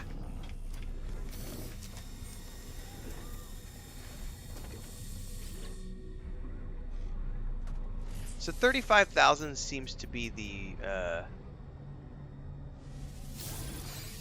most you spend. It seems because it's been 35,000 like the last few times I've built.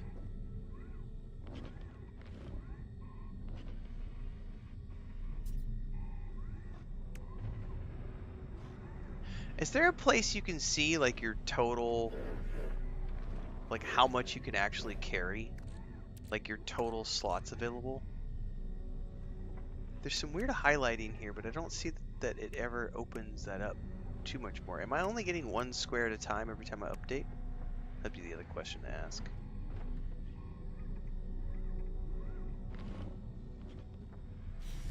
Alright.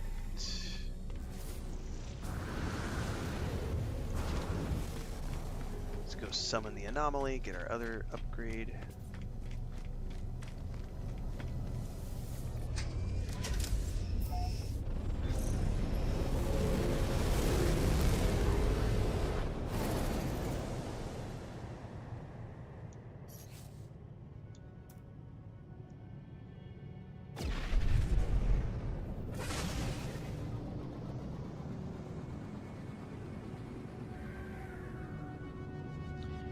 Make our way back to the station and see what that scientist has to offer us.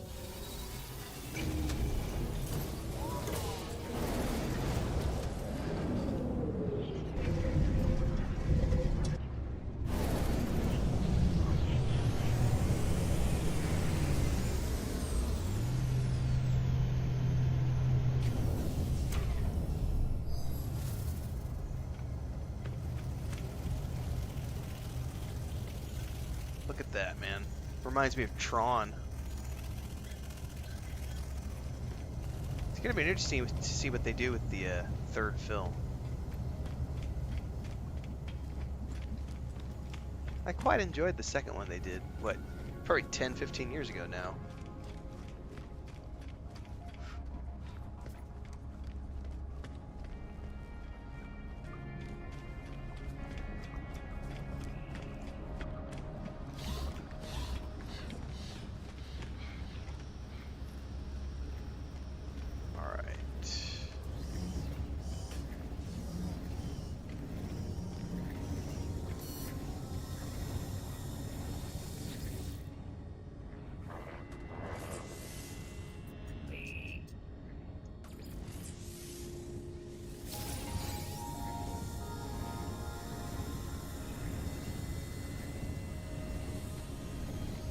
Okay, we can go back to the station now and see what that scientist did for us.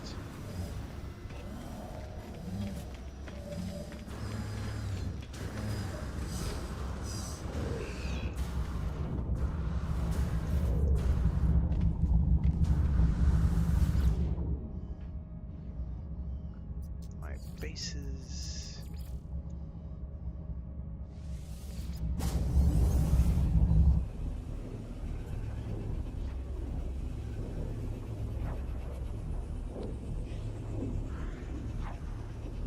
Dun, dun, dun.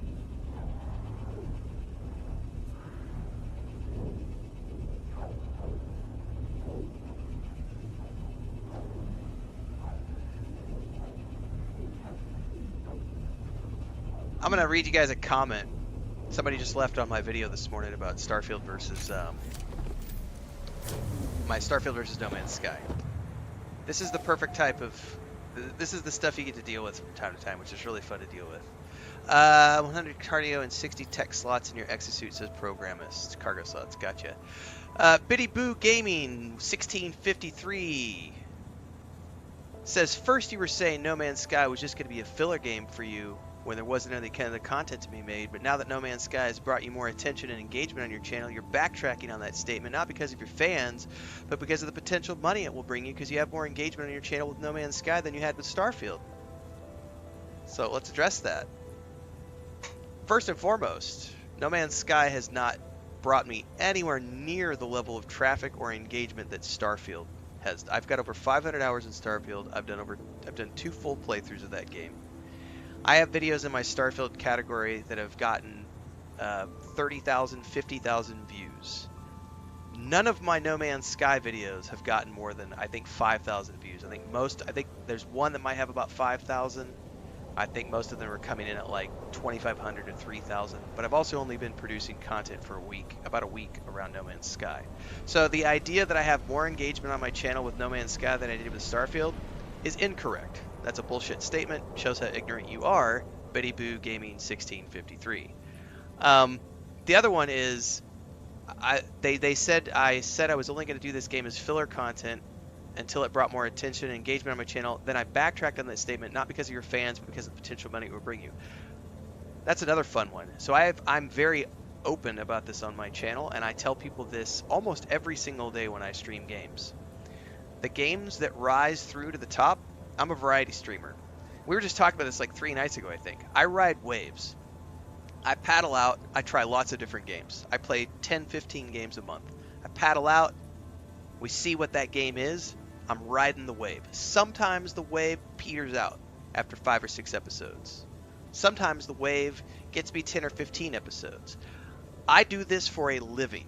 And I'm 2.5 years into this, doing this for a career. Everything I do is based on what's bringing in the most traffic to my channel. And only an idiot would not pay attention to the games that are bringing their channel traffic. Go listen to Carnage talk about this.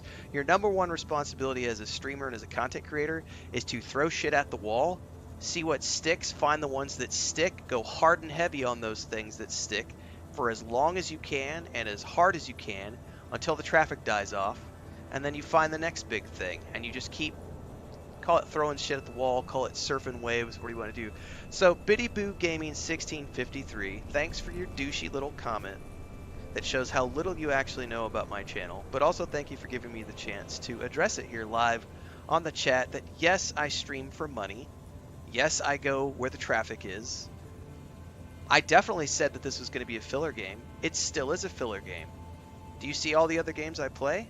Biddy Boo Gaming. I'm playing Warcraft right now. I'm playing Red Dead Redemption 2 right now. I'm trying other new games. We're about to dive into Modern Warfare 3 this week to try that single player campaign.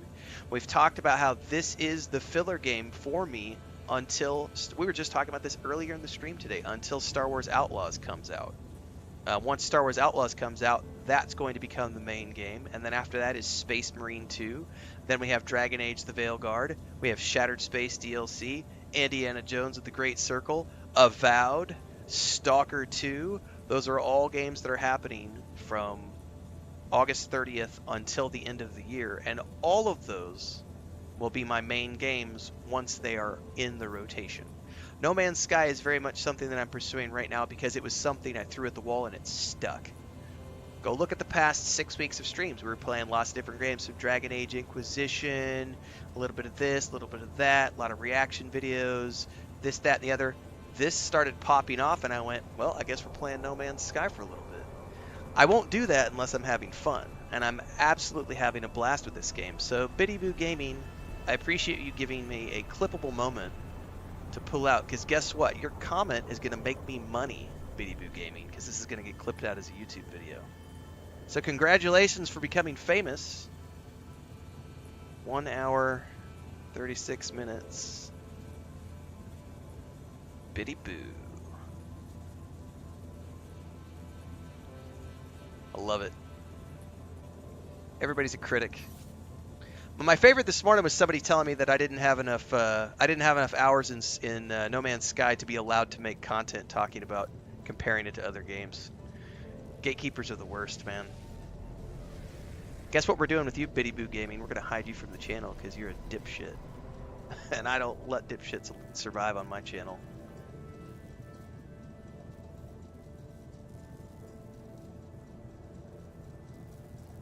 Pirate stations and abandoned stations in No Man's Sky? I didn't know that. I can't wait to check it out. Here's another fun one. So I was telling people yesterday that my wife really enjoyed Rings of Power Season 2. Someone just said my wife needs to check for COVID since she clearly has no sense of taste.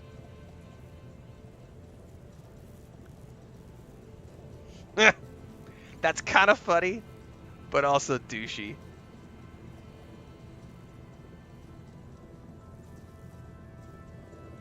Hang on, I gotta clear some comments before we continue onwards.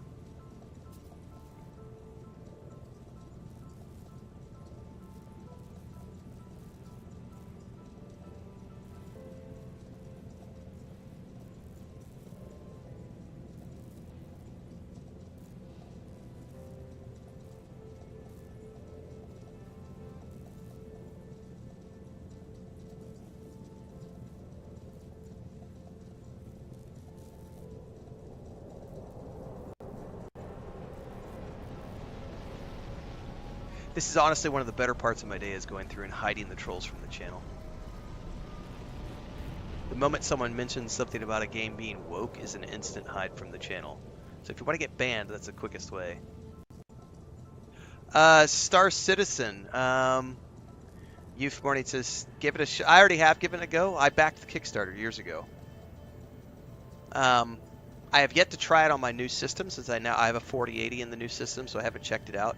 But I'm just sitting on it. Star Citizen isn't what excites me. What excites me is Squadron 42. I'm more excited about the single-player game that they're coming out with as opposed to the multiplayer online component, and I'm completely content to wait until it's ready. I've played the beta, alpha, whatever you want to call it.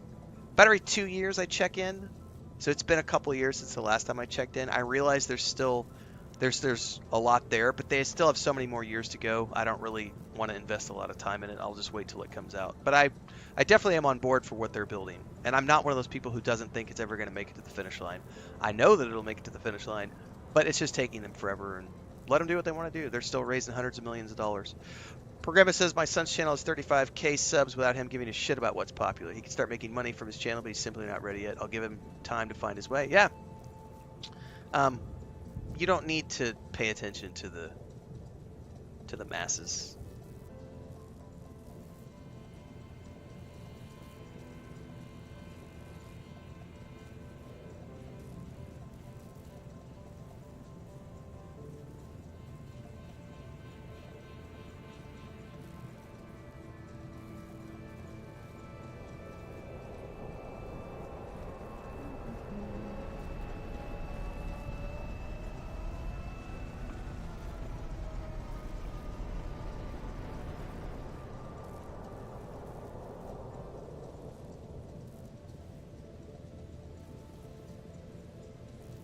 All right, we need to get back to the scientist here. Somebody's asking about Lord of the Rings Online, if you can access everything in the free-to-play version of the game. Yes, you can.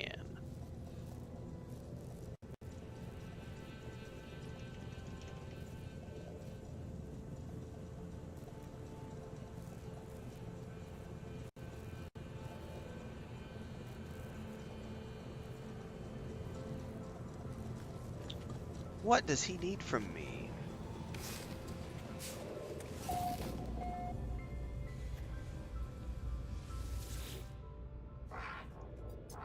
Okay, Korvax shall be so happy with you. The Korvax is brimming with enthusiasm. Neither their shell nor the walls of my base seem able to contain them. Witness the monolith of the traveler. Honor, but please, Korvax, contribute. Take these blueprints, lubricant and acid liquids close to Korvax's heart. Okay, that's agricultural products. Harvest Marrow bulb, which we found yesterday morning in that cave underneath the base. The plans for microprocessors. Yet, finally. We were talking about this the other day.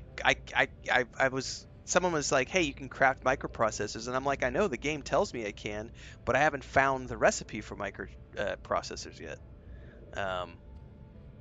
Korvax is gonna clean windows while you're gone. The Korvax is desperate to please, showering me with praise and offers of assistance. They tell me travelers are to be honored, raised above all litters. What have I done to earn such esteem? I have cobalt. I know I have some Marrow bulb. I don't know if I have enough. Let's see what I got in the storage.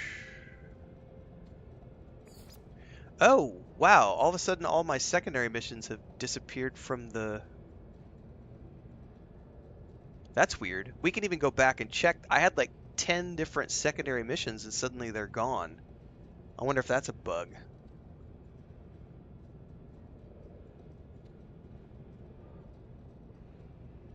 Huh.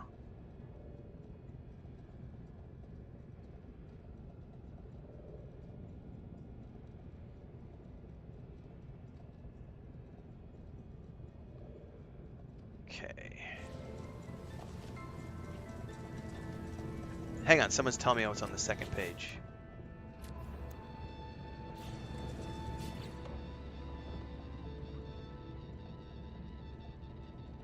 Oh. Well, that is not very evident. So there's the tiny little buttons down here for left and right. It doesn't actually tell me that I'm on page 1 or page 2. So I'm going to call that's a quality of life thing that they should add. They should definitely have like a number here to represent that you're on page 1 or 2 of the quests things.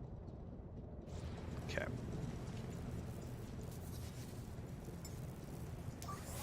Technology recharge. Marrow bulb and cobalt.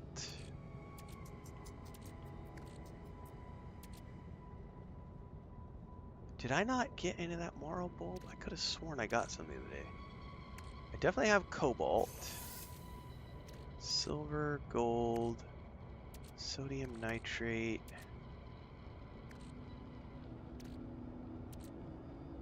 Poppy root, feline liver.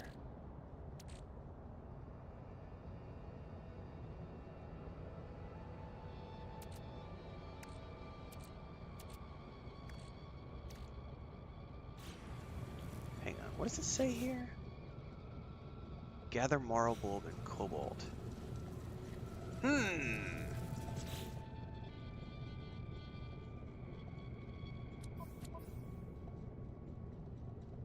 Underground plants.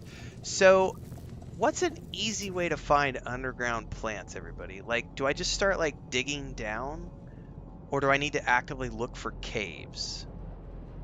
And what's the best way to find caves? Because I stumbled upon that hole in the ground the other day. It was the only way I even found that one cave that we stumbled into.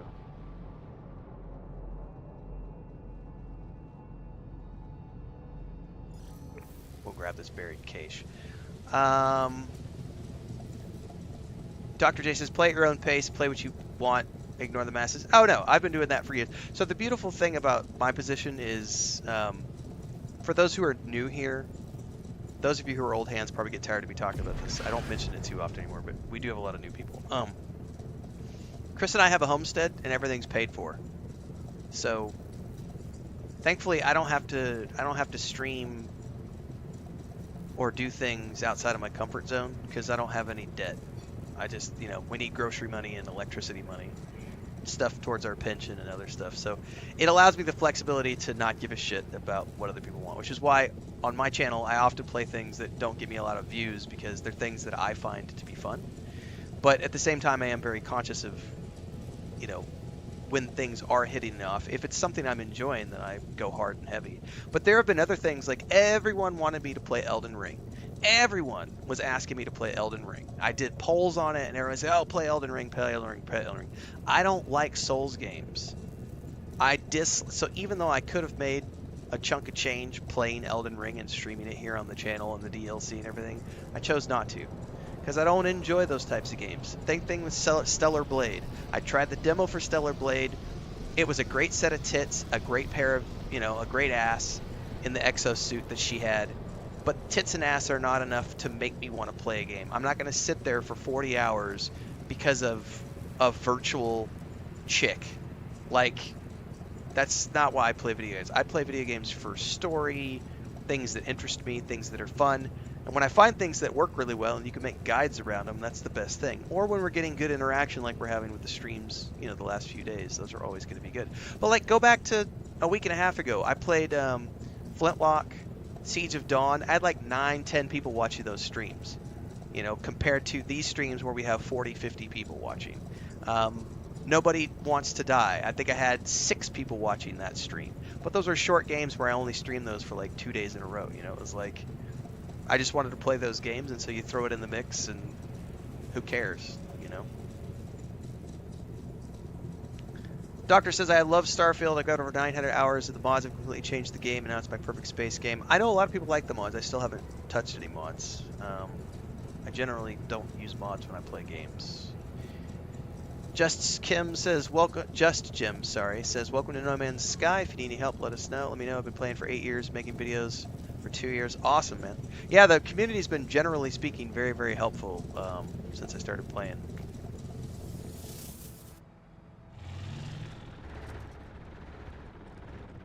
Okay, where was that location at?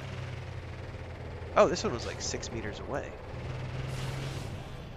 Guess I wasn't paying attention to how far away was the trackable.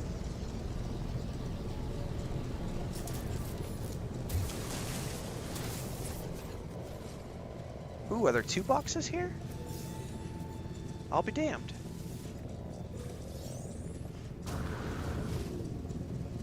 What is that bouncy creature?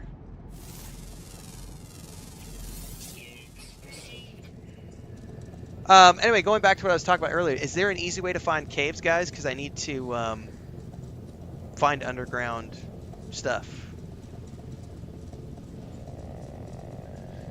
Programmer says go into photo mode, move upwards. I've yet to learn about photo mode, so I don't know how to do that yet. Caves are procedurally generated, says Just Jim.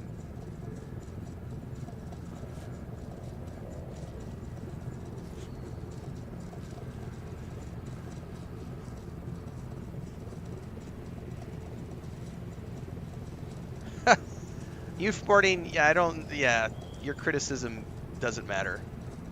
I am absolutely money-oriented. Like, absolutely money-oriented. This is how I make a living. Like, why would I not be money-oriented?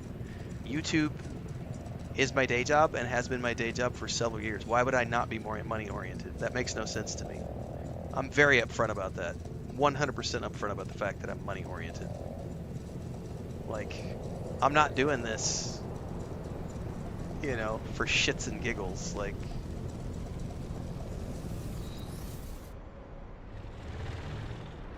fly around. That's a good idea. Just fly around, look for some caves.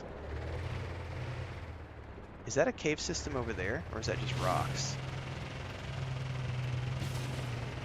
That might just be rocks and shadows. What's up, Valinar? Yeah, some of the comments today are pretty ridiculous, Dr. J, for sure.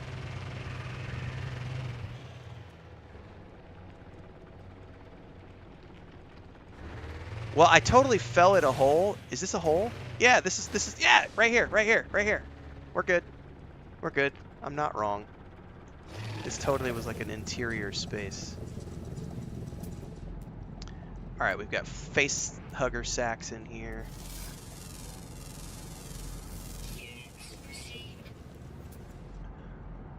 And if I wasn't worried about the money, I'd still be back streaming EverQuest 1 like all the old school people who are like, yeah, we're gonna only stream old school MMOs and somehow make our channels big. Good luck with that.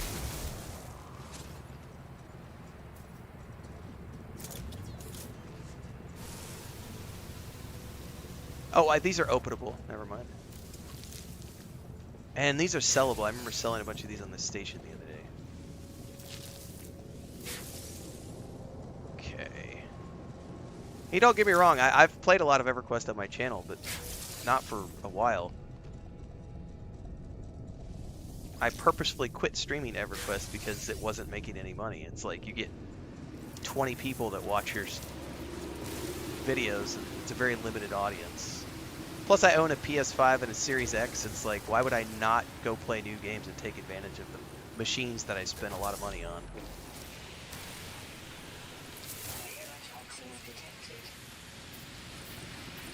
Hazmat gauntlet required. Oh shit, did I get poisoned or something? Extreme cave toxicity. I think as I shot it, I made it explode. I wasn't really paying attention. Hazardous floor, or maybe I just got too close to it and it's putting out like, oh, that's what it is.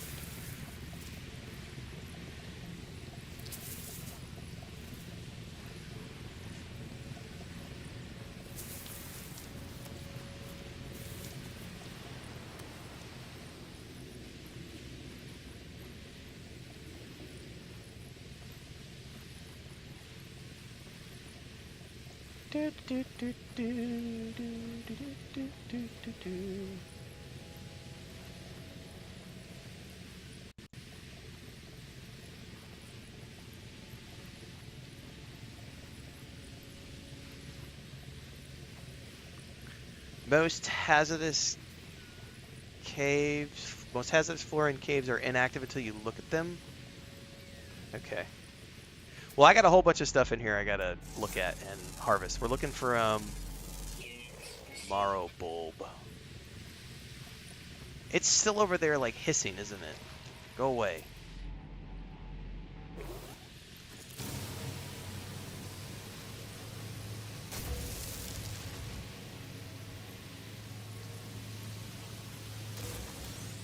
Is that like a never-ending plant? Because it does not seem to be dissipating as I...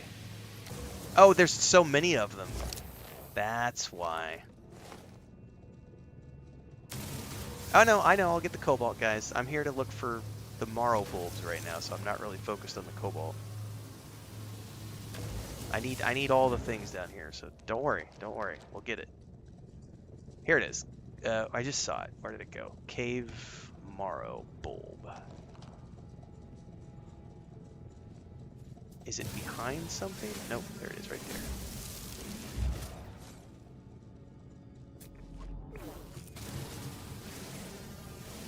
Yeah, all the things, exactly.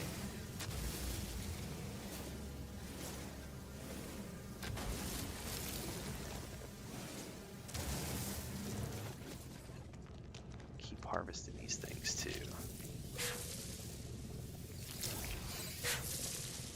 At least nothing nasty's jumping out and eating my face off. I don't need any Prometheus traumatization. That's one of those cave Marrows right there. I need 30 of them for the quest.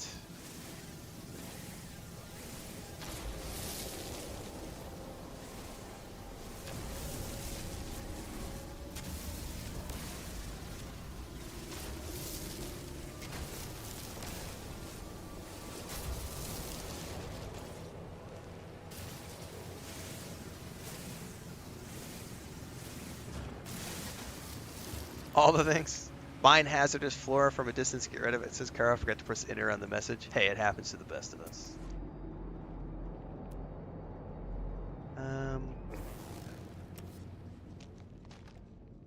Okay. That's definitely... We're gonna be down here for a while, which is a good thing. I'm glad there was a cave close to my base. I totally stumbled into one yesterday, but I mined everything that was down in there,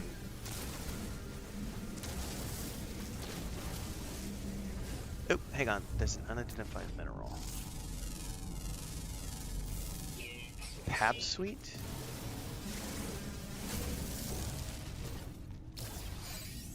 There's another one of those Marrow things back there in the corner, tucked away. Right? No, that's not one of them.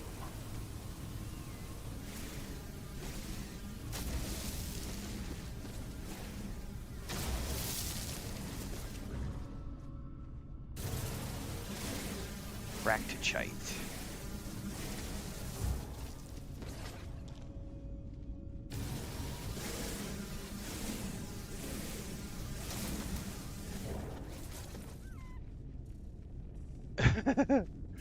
Valinar says it always gets me in sci-fi movies. Like, here's what looks like an alien egg. Let me put my face in it. It's so true. Oh, man. Just Gem says if you scan something, it will appear in your Discoveries tab, and if you need to find that item again, you go to Discoveries tab and tap on the item. What? Hold on. Discoveries. You said if you scan something, it will show me your Discoveries tab. If you need to find it again, go to your Discoveries tab and tap on the item. Okay, how do I filter this, though?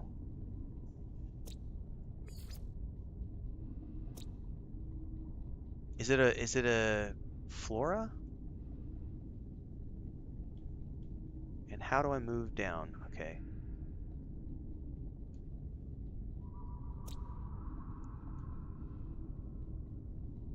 What the heck is it called, though? Hang on. It's called Marrow bulb. So how do I... Okay, flora.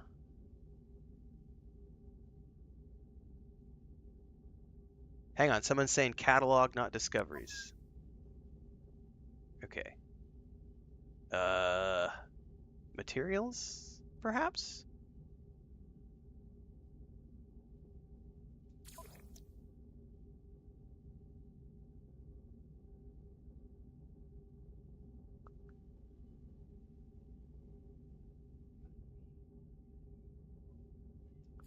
Raw materials? No, those are materials. Fuel and utilities. Plants. Crafting components. Yeah, I don't know how to filter this yet, guys, so bear with me. I know some of you are in the chat right now like, come on, you fucking idiot, click the thing over here. Have I ever played Alien Isolation? I have. I'm not a huge fan of jump scare games, so I didn't make it very far into that. Second from the bottom, I see it now. Thank you very much, everybody.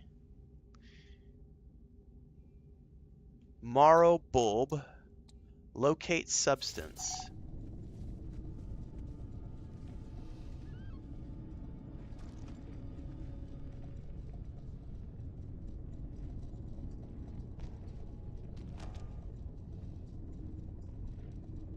It just says locate them while searching them underground. I don't see any waypoints. I do see an orange waypoint that just popped up on my map. I wonder if that's what it's considering.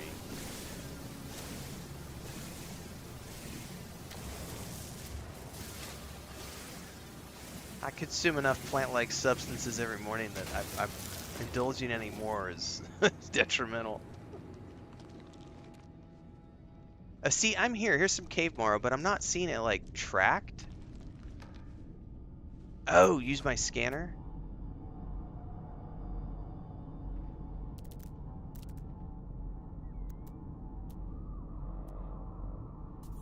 Yeah. I'm not seeing it. It may be because I'm down in here in it right now.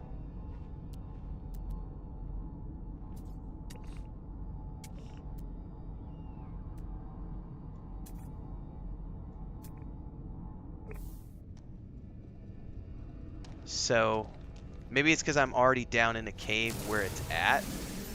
I don't know, but that doesn't seem to be. It's not working exactly as explained, which is okay. It may be some user error.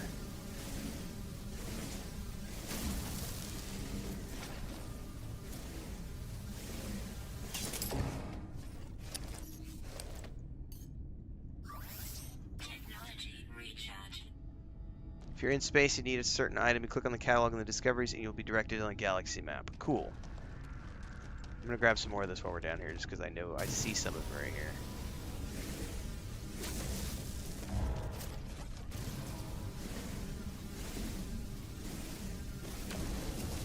I definitely see something new on my mini-map above. There's a little orange triangle. I wonder if that's pointing me in the direction of...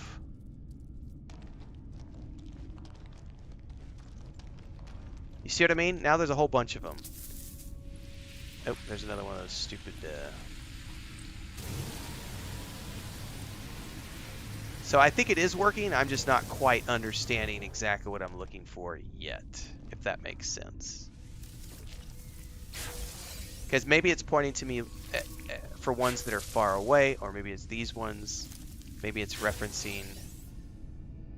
Because it definitely... Like, hang on, there's one back in here. But, like, they're underneath here in a way that's really weird.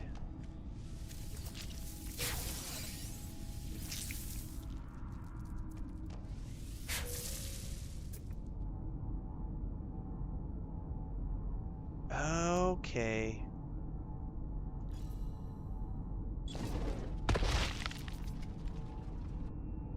Humming sack, humming sack.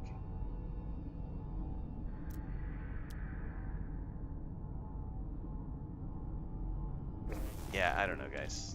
It's all good. Yeah, I'm not quite sure how it works either.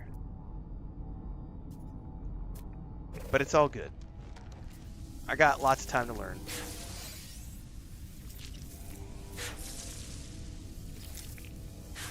I got the pieces I needed anyway for the quest.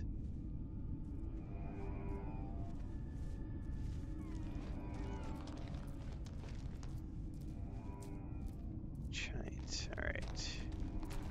Probably get out of here and go turn in. There's another one. We'll grab it on the way out. And one more right here. We'll grab on the way out.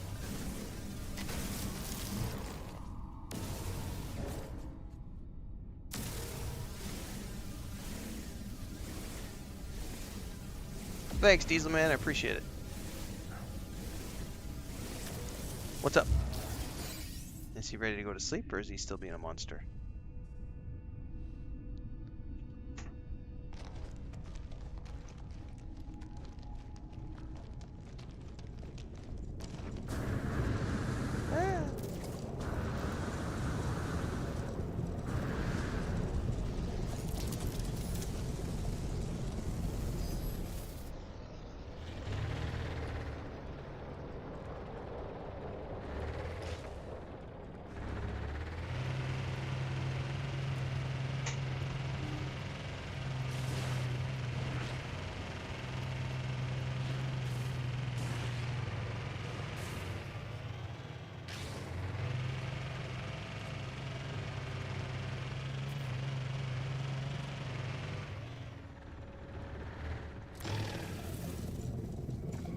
Back to the scientist with our goods.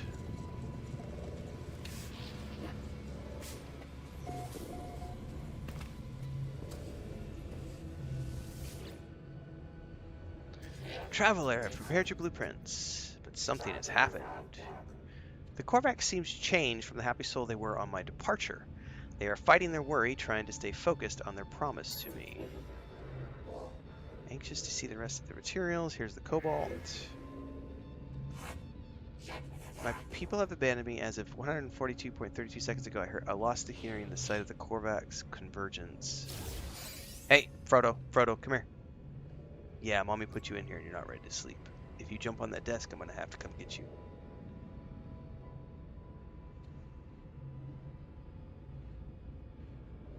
What you doing, buddy? No.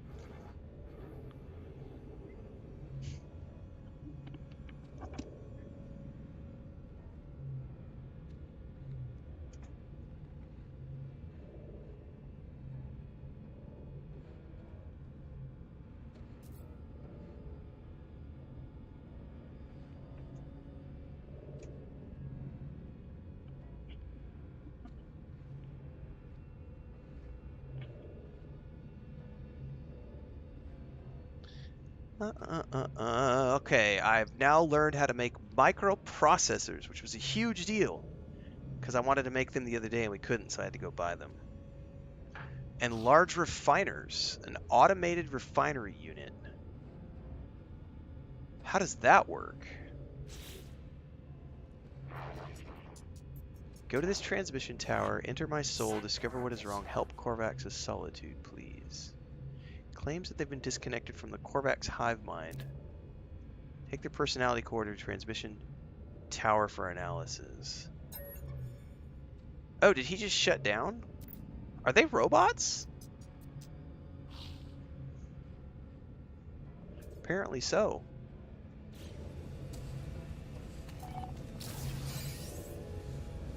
Alert. Navigational data received. Well, before I do anything... Base salvage capsule. Preserves matter left over after the destruction of a previous base. Alright, that's interesting. Where was the,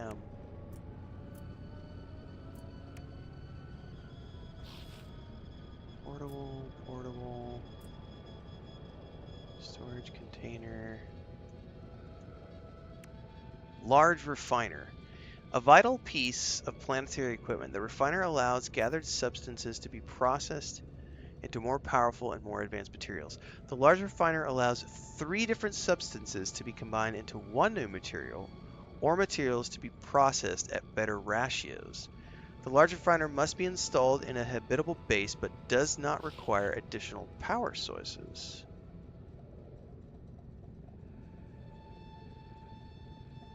Huh. That's cool. Alright, see you, Carol. Have a good night. Thanks for tuning in. Biggie D says, have I changed race at all? Nope. No desire to. At least not yet. I'm still early in the game. Valinar says they're robots with a hive mind, kind of like the Borg, or what the Borg aspire to be.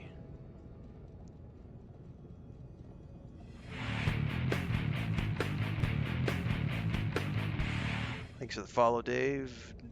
Something Master over on Twitch. Alright.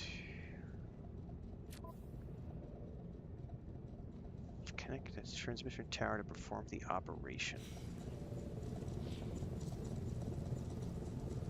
Is that on this planet? That looks like it's on this planet.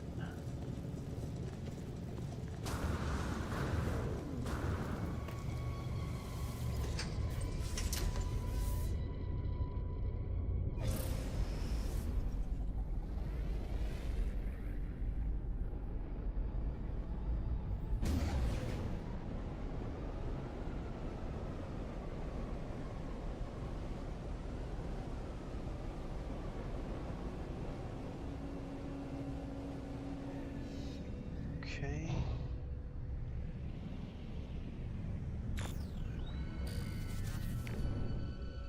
Do I see anything around here that might be...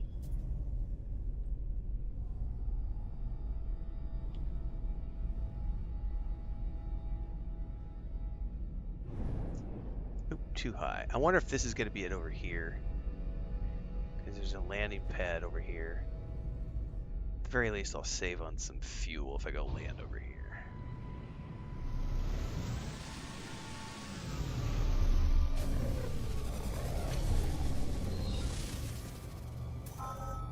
Yep, it's totally got to be this place right here. I bet it's that tower right there. Ah, it's the right.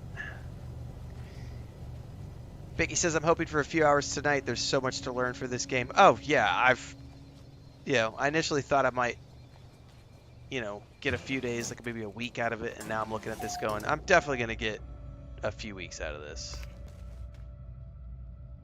I'm still chuckling about the people who get offended over the fact that I'm making money off of this and I'm focused on this right now. It's like, do you not understand how streaming works? Like, do you not understand content creation and streaming?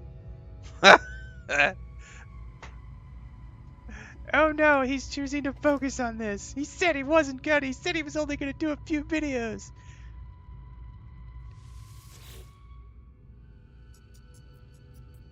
Terminal online. Prepare to insert the Corvax intelligence core into the transmission tower. The judgment of the core convergence awaits. Connection established. Error. It's corrupted by traveler interaction. Uh-oh, I tainted it with my touch. Anomaly. Quarantine the surveillance unit from convergence. Observe, analyze, silence. Atlas, universal foci, countermeasure in progress. Risk assessment, entropic, galactic destruction, rebirth. Error, error, Atlas, error, error, error. They see you. Oh no, that wasn't good. So my scientists needs to be told about just what just went down.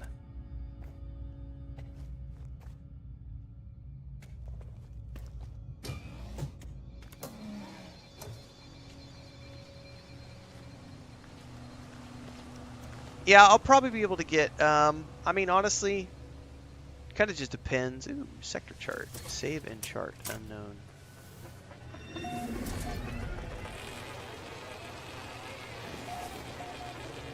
Like I've been telling people the last few days, this is definitely going to be the thing I do in between all the other things I do leading up to August 22nd. So I've at least got until August 22nd. What's the date today? The 29th something?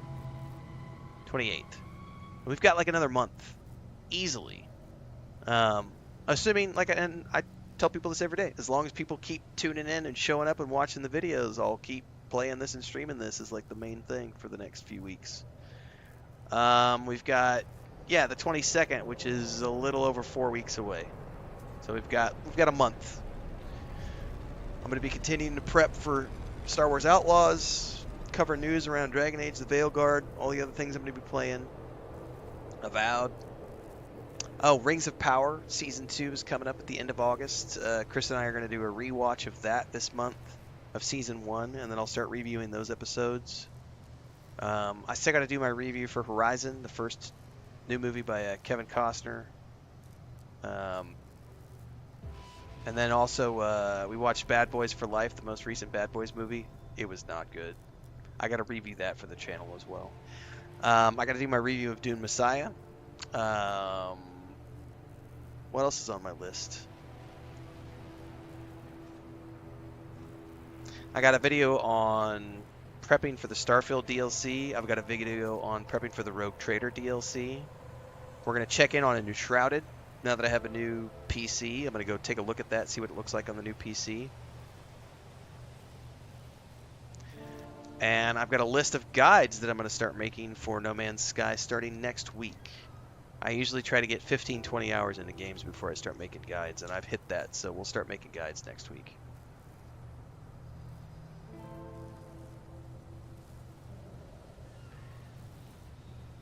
And then tomorrow's Monday.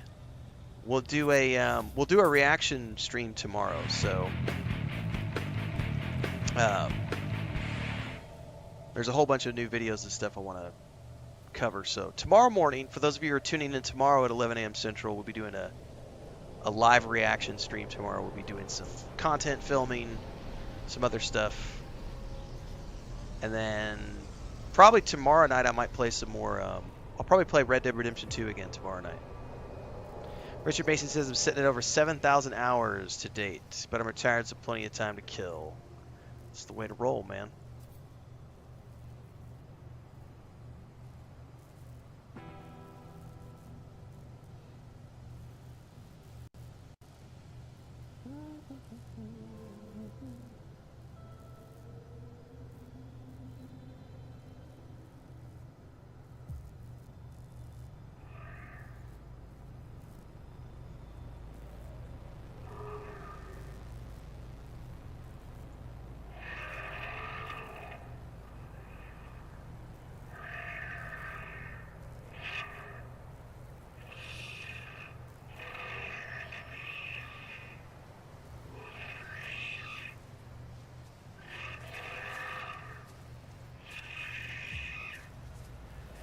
Someone just said, No Man's Sky is like having ADHD. You highlight a mission when you see something interesting. You forget what you were supposed to be doing in the first place. This person says they literally finished the storyline 7 years later because they kept getting sidetracked exploring and looking for paradise planets, building bases and stuff. That's awesome. I'm going to answer that.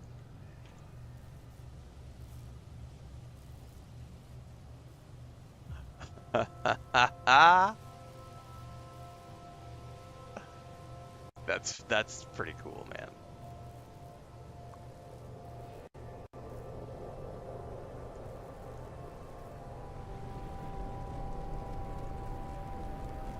No Man's Sky is Distraction, the game. I don't know that I could get to 7,000 hours in Starfield yet. I'm sure that I could once they've added a lot more variety of stuff to do. I've played 2 playthroughs. I have about 500 hours, a little over 500 hours in Starfield. I love the game. I think it's a great game. I did not think it was a great game when it launched. I thought it was a good game when it launched. It became a great game. But there's still, like, land vehicles aren't in the game yet. Those are coming soon. It just needs a little bit more variety in the planets, and they just need more. But they were only a year into it. No Man's Sky has had 8 years. So when Starfield has 8 years, I'll be more than happy to take a look at Starfield 8 years down the road and make a direct comparison judgment call. But right now, I can't imagine logging 7,000 hours in Starfield. I don't think there's enough there to keep someone like me interested. I suppose if you're into the base building elements in that game, it's a lot easier to rack up. I have not spent a lot of time building bases in that game. I also have not spent a lot of time building bases in this game. Base building is typically not my favorite activity to do. I'm a story player. So 7,000 hours is respectable. That's you obviously love what you're doing. I watched last night on TikTok, I think it was, I watched a little documentary video about the guy who put like 10,000 hours into EVE Online over the course of 10 years. He went to all 7,000 plus stations or systems without ever losing his first ship. Never died, visited every single station, every single star system, in the game over the course of 10 years. He has a website with over 45,000 screenshots of every planet that he ever explored in that game. And he's in the Guinness Book of World Records because of his achievements in EVE Online. And I look at that kind of stuff and say, that's badass. Like, to have a game that you're willing to put 10,000 hours into and 45,000 screenshots over 10 years of time, that is that's impressive. Richard Mason says, didn't like the cutscenes in Starfield. Well, too bad. That's just the way they do things. I happen to like cutscenes. We were talking about this earlier. I've seen The Empire Strikes Back probably 300 times in the course of my lifetime, and not once have I ever gotten tired of watching the Millennium Falcon land and take off and do that flip when they're coming out of Cloud City and they hear Luke and Lando's got to turn the ship around, and it does that thing where it goes up and comes around and spins around, and you get the trail out of the engine and the sound of the engines as the Millennium Falcon roars across the screen. I will never, ever, ever get tired of that. Every time I play Star Wars: The Old Republic, I could give two shits that there are loading screens to show me my ship landing and my ship taking off. Cutscenes, animation sequences. And then the loading screens having all my screenshots in Starfield. Are you kidding me? I take good screenshots. I was a photographer for many years before I started doing this for a living. So I take good screenshots. So for me, I like to look at my loading screens because I get lots of screenshots. But I get it. Some people are like, the immersion, the continuity, etc. That's fine. But it's always worth looking at things from a different angle. The perfect example I gave is this game right here. I tried this game 3 years ago, fucking hated it. I blew up my ship in the first 3 hours of gameplay, never went back. It wasn't until the World's Update 1 started, being shown off about a week ago that I got really interested in things and started playing it and said, oh wow, this thing's changed a lot in the last 3 years. Now I like it. So I would say Starfield possibly is like that as well. People just might need to mature a little bit more, grow a little bit more, learn what they like a little bit more. Let the game age on them like a wine. You got to open it, let it breathe for a little bit. But some people are just going to be stuck in it and be like, fuck it, I can't handle loading screens. I don't want to see a cutscene. I want to control it. I get it. It's not for everybody. There's nothing wrong with that. Sorry, not ranting against you personally, Richard Mason, but it's a comment that I love reacting to because it just shows the differences in, I liked seeing all my screenshots. I think it was really unique because not every game allows me to take my screenshots and put them in as loading screens.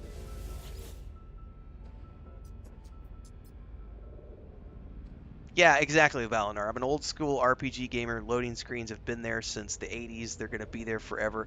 Um, it's it is what it is. They're nothing to me. Different games do them different ways. Like one of the things I like about Red Dead Redemption 2 is you often get like a journal entry, and so he will narrate. Arthur will narrate something from his diary as the scene is loading, and I really appreciate it in the most recent it's the IGN first video, which we reacted to a couple nights ago. It's the Star Wars Outlaws space flight video, right? And one of the developers was on there talking about, all these people have been out there in the wild saying that Star Wars Outlaws doesn't have loading screens. It's like, look, we're going to be able to land on planets, we could take off, and we could go through the atmosphere, and and it's going to be just like No Man's Sky. No, it's not. Go watch the reaction video. Go watch the documentary that Star Wars Outlaws put out. It is very much, he literally sits there and says, what we do is we take control of your ship when you start to take off or when you start to land. We take control of your ship and we then reposition your ship from point A to point B. And while we are repositioning your ship, you disappear into the clouds. And so you view from the cockpit of your ship as though you are going through the clouds, either landing or taking off. And while you're in the clouds, we are unloading assets from over here, and we're loading assets from over here, and we're transitioning your ship from over here to over here. Once we've transitioned the ship to this new location over here, we then move you to the cutscene, which then shows you landing your ship or exiting into space. But that is absolutely 100% cutscenes and loading screens happening. But they've done it in such a way that it feels as though you are actually landing and taking off. So it doesn't feel like it's breaking the immersion. But make no mistake, it is still cutscenes and loading screens happening. They're just being done in a way that feels a lot different than the direct 2D screen that you get with Starfield. Because a lot of times in Starfield, not all the time, some of the, you have animations, takeoff animations, landing animations, but like going into a space station, you're very much hit with a 2D screen, and that's it. And then like Star Wars Jedi Fallen Order, Jedi Survivor, God of War, anytime you do that thing where you go shimmy through the rock crevice and you've got that little narrow crevice and your character turns to the side and shimmies through and you're stuck in that little dark crevice for 10, 15 seconds, it's unloading everything behind you and loading everything in front of you. 100% a loading screen. But you don't hear people complaining about the lack of immersion or the breaking of immersion with those types of landing sequences, landing scenes, cut scenes, transitions, but it's all the same thing. It's just how it's presented. And that's probably something, we talked about this last night as well. Bethesda does need to take note of that, and they're going to have to get better at that moving forward, because as much as I don't mind, because I like my screenshots, not every game gives you screenshots. Some games just give you, like if you've ever played a Unity game, like any Unity game that's ever been produced is going to have tons of loading screens, because the way the engine works is it goes scene to scene. So there is no seamless transition. It is a scene-based game. So you're literally loading scenes every time you do something. So there has to be something on screen between those loads. Otherwise, that's one of the challenges of, like, as much as I love Owlcat games, if you've ever played Pathfinder 1 and 2, the Pathfinder Kingmaker or Pathfinder Wrath of the Righteous, or if you go play Rogue Trader, which launched in December. Rogue Trader was a lot of fun. So many loading screens, more loading screens than Starfield by far. But no one talked about it because that game is a top-down CRPG, and people expect to see loading screens in top-down CRPGs as opposed to Starfield, where people were very much like, wait a second, I just played Cyberpunk. Cyberpunk didn't have loading screens like this. You know, No Man's Sky doesn't have loading screens like that. What's up with this, Bethesda? So Bethesda is going to have to be conscious of that moving forward if they want to remain competitive. They will have to consider doing different ways and different things to blend their loading sequences in. But it's not a wrong way to do it. It's just a different way to do it. Samus says, saw your video on Throne and Liberty. Thought how you reviewed it was how I felt. Combat was different, but liked the build diversity. But the MMO felt like a filler game. Decent, but not the best. Yeah, for sure. It had some interesting aspects of it, but honestly, beyond whatever, if it gives me 15 hours of story, I don't see myself playing that game beyond the 15, 20 hours of storyline that it gives me. Because there's just not enough, I feel like it's sort of a husk built around a monetization shop. And that's fine, as long as you understand it going into it. But I don't think that that's going to be something I would want to play for long periods of time. Oh, I gotta wait an hour and a half for the scientist to reboot.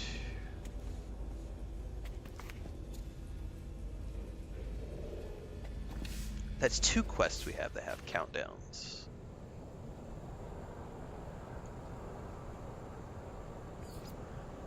Search an abandoned building for data.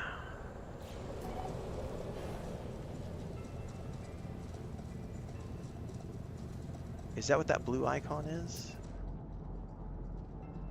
Alert. Navigational data received.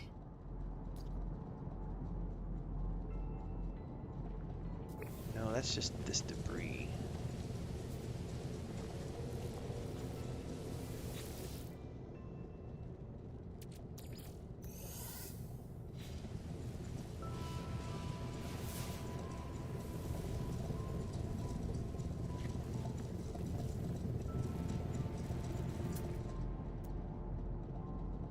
Oh, hang on. Abandoned structure, it's over there. Let's go for a little flight.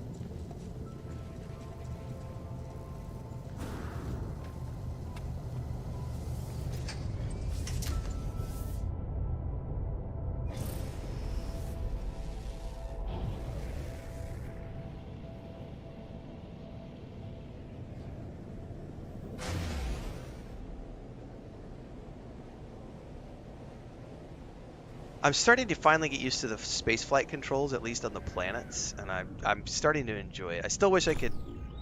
Well, we're gonna take a look at something. That's the base, probably right over there. So let's go land. Is there no landing pad here?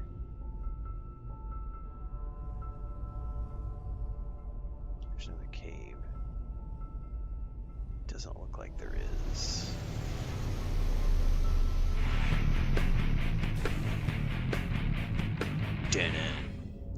Welcome to the channel, Gribbly.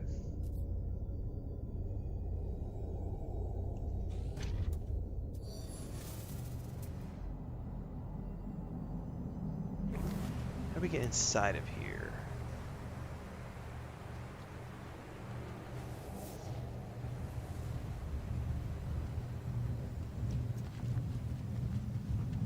Find a terminal, it says.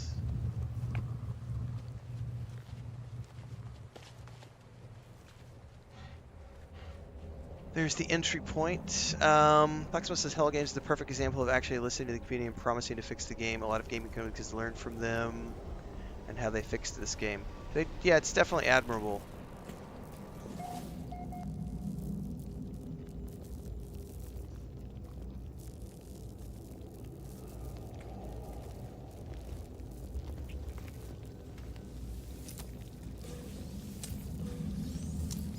I think there's also a conversation there to be had about, as long as it follows the core principles of the founding vision, Because a lot of the times Someone attack me from up top. Well, a lot of the times, if a game has a core vision and then they end up changing things too much based on feedback, that can get a little messy.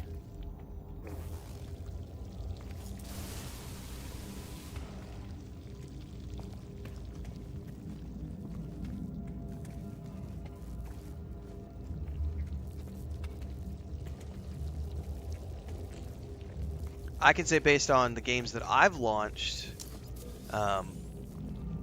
there have been times when it's great to hear feedback on certain features because it can help you refine those features down and make them better than they were on paper.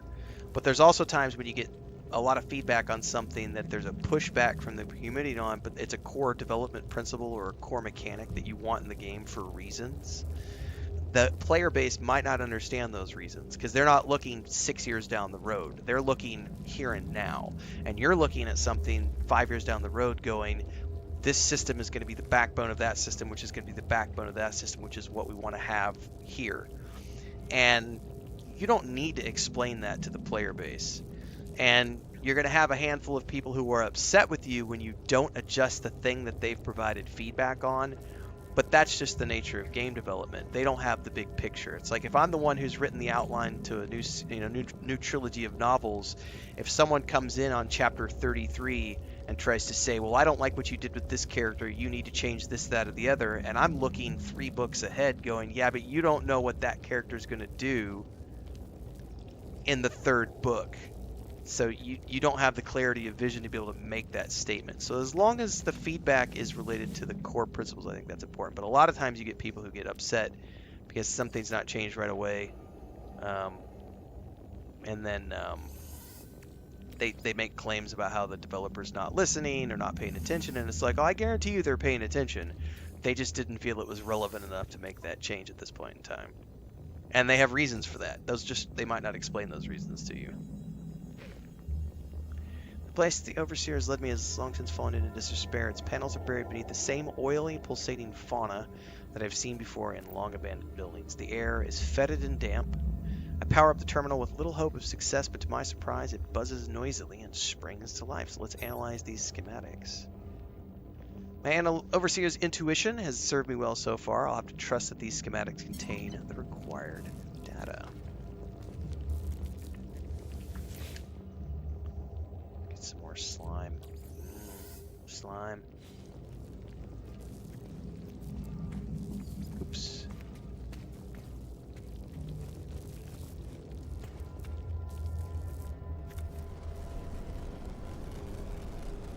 There's some buried tech, like, right on top of us.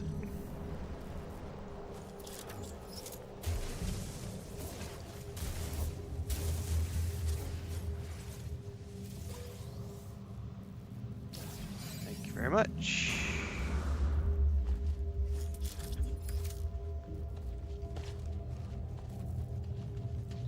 Don't attack the eggs, is what someone told me, so I'm gonna hold that. Blacksmith says, saw your post on Narnia books. What about the Choose Your Own Adventure books? You collect those? You enjoy those back in the day? I did not collect those back in the day. I have played some of them in my adult years.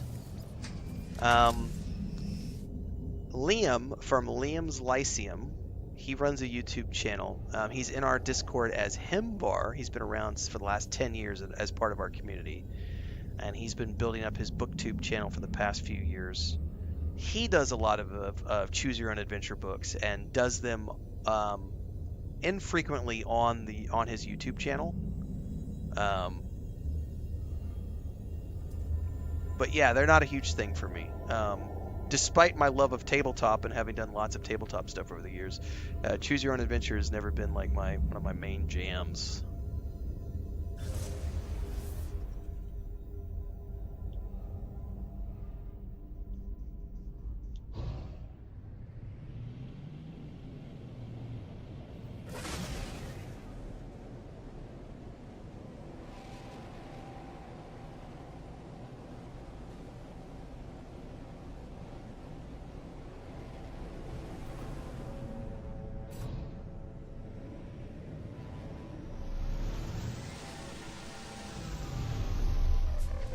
I need to get careful. One of these days I might actually overshoot my base by coming in a little too hot. Dave SNES Master says those egg things are worth loads of if you sell them. Just pick a few and stay away from the bugs. See, I gotta learn combat first because I'm too paranoid to do that without, you know, having somebody to defend myself. And I know I can set up my, I know I can use my tool and set up a gun, bolt caster stuff. I haven't done that yet because I haven't been led to that through a tutorial yet. So I've been staying away from combat related stuff. I'll extract the storage blueprint as soon as I have the data. Here's your blueprint. So what's the difference? Containers received, 9 items learned.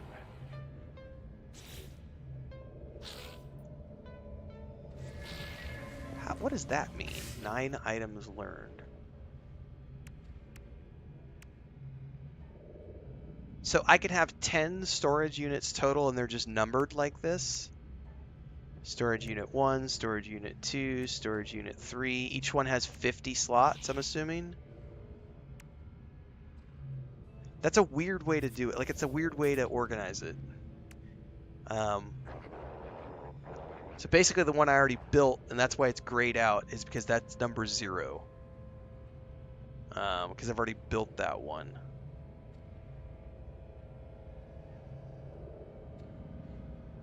Okay. Which would be this one over here. Alright, new mission available. Go back to the Overseer. Okay.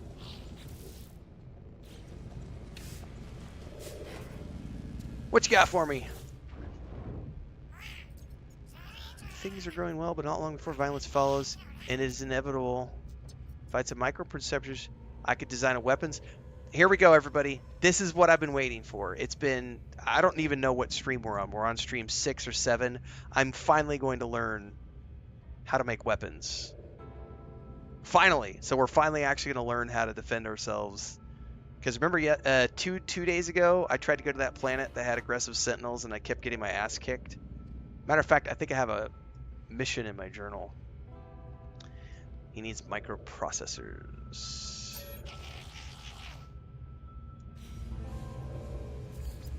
Here, in my quest journal, I even still have the quest. Which one was it?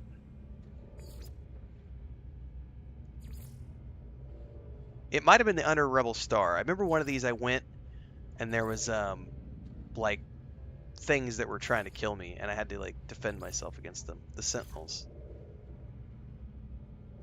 Alright.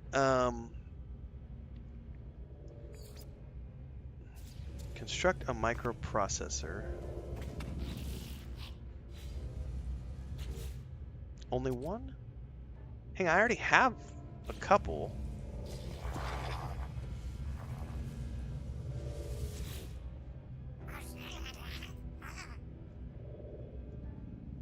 Give microprocessors.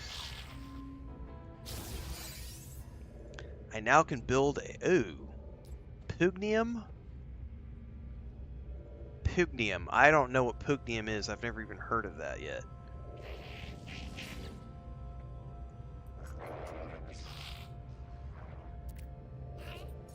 So it is with the Sentinels and their attacks, but no more. Now we shall train the trainers. The Overseer requires me to kill Sentinels and bring back their pugnum.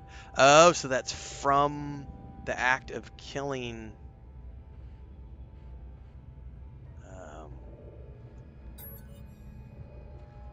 Okay, we shall be free of them and their constant harassment.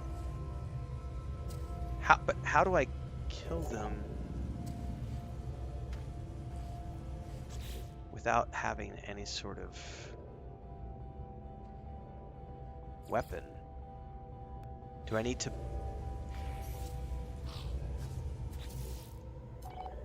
Yeah, because I need the pugnum before I can build...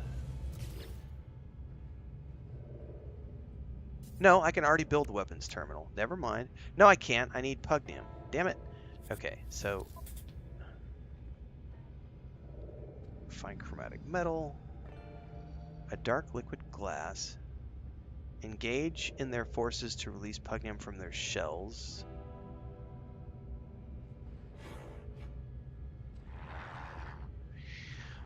Plaxima says, what's your experience been like in No Man's Sky playing? Haven't played in a year, so wondering how good the procedural stuff was and if there's a lot of diversity and not repetitive. Actually, at the very beginning of this stream, which was almost 2 hours and 40 minutes ago, it'll get pulled out as its own video for tomorrow morning. So if you don't want to try to go back and find it exactly, Plaximos, just stick around because tomorrow morning at 6 a.m. Central Time, this video will be going live. But I literally did a before and after video this morning where I showed what my planet looked like before the update and then what my planet looks like now after the update, because I did start playing about 3 days or 4 days. It might have only been 2 or 3 days, but it was like 3 days before the world's update went live. I was playing with what everything looked like before. So you can see that video. We're going to be doing a direct before and after comparison. That's out tomorrow morning at 6 a.m. Central Time. It did happen earlier in the stream today, but I don't know. I don't have exact timestamps for it. So Amy says, I started, got my ship going. I guess I live here now. Thanks. You're welcome, Amy. I'm glad that you're going to have fun alongside me and all the other people who are trying this out for the first time. I've genuinely been impressed with this so far. Gather pugnum. I wonder if... because I don't know how to find sentinels yet.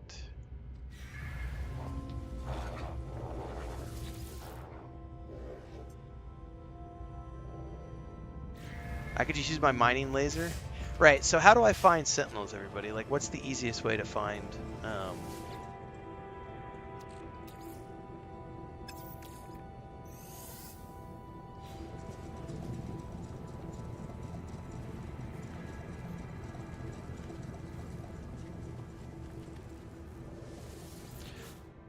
Right, but I don't have a bolt caster yet, Beavis, is the thing. Like, I haven't been able I can't make the weapons terminal until I kill some sentinels to get the juice from them that makes the weapon terminal, and once I make the weapons terminal, I can make the bolt caster, if that makes sense. Like, I still can't actually make anything.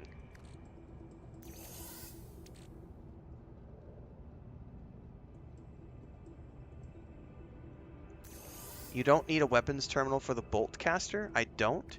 Well, it hasn't told me anything about a bolt caster, so I don't know how that all works.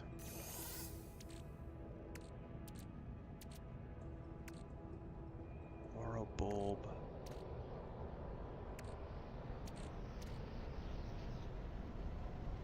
Fragment of discovery data. I've got a bunch of geodes I need to undo as well. Let's put that in there, that in there, that in there. Paraffinium can go in there.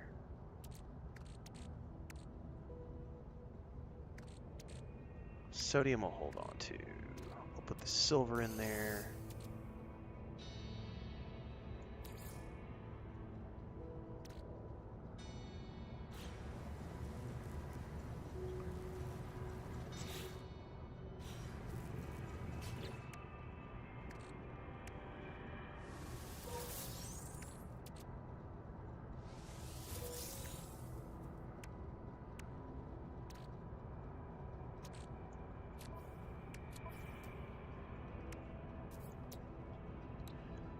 Boltcaster, energy projectile weapon. Generalist weapon attachment for the multi-tool.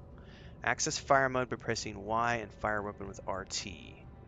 I need carbon nanotubes times 3 and a bunch of chromatic metal. Okay.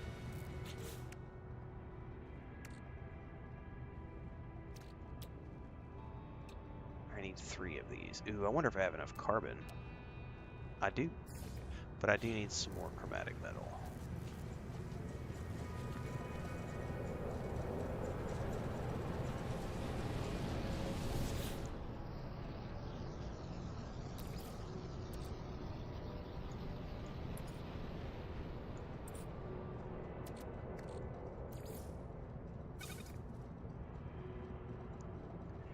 So this is what I was trying to tell you guys earlier. Like if you can click, I can click on this all I want to increase. I can. Oh, I guess I was herping and derping earlier. I was clicking the wrong one. Hang on. I didn't realize it was went in reverse. So that was user error on my end when I was talking about how I couldn't adjust this earlier. Shit, I didn't pay attention. I think I needed 100.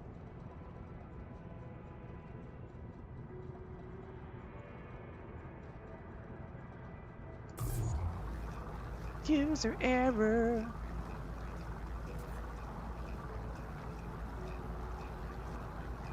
I definitely know I've gotten a bunch of ammunition, which I've stashed in the storage box, which I'm assuming is ammunition for the bolt caster. Excuse me.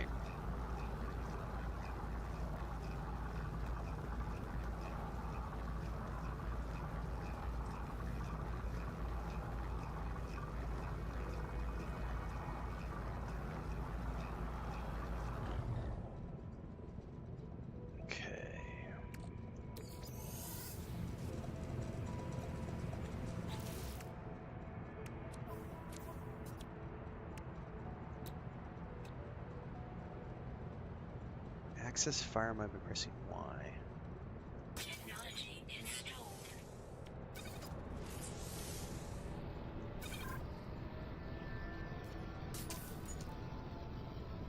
Now I'm assuming it needs projectile ammo.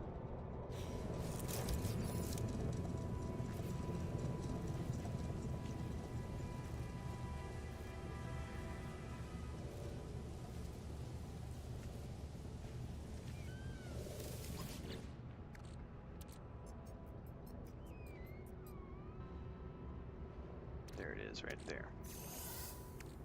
Do I have to load it or anything, or does it automatically use it? Hang on, it said hit Y. Bolt caster. Okay, so mining beam, manipulator mode, bolt caster mode. So it automatically tracks all of that. Alright, how do I reload this thing?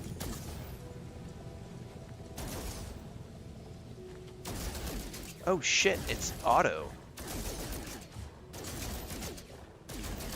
It does 5 round bursts. Yep, 5 round bursts. And auto reloads. Okay. Okay. Alright folks, where do we go to find some Sentinels?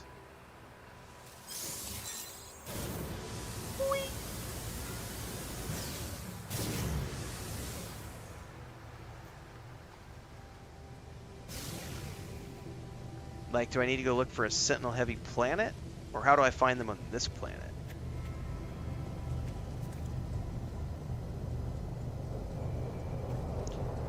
Select locate substance in the catalog for more guidance. Catalog. Locate substance. How do I do that?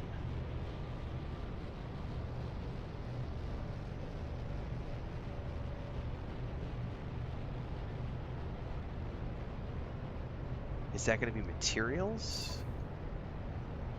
What's up? Ah! Was that Frodo? No, he's being a naughty boy. Okay. ¿Quieres que yo que meta en el refri? Okay. Está bien. Dentro del refri. Ok, sí, porque aún no voy a dejar. Gracias.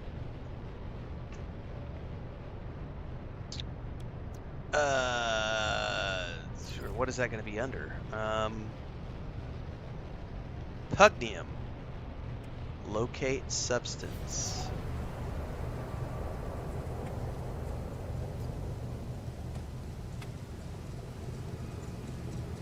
Okay, it's showing me some over here.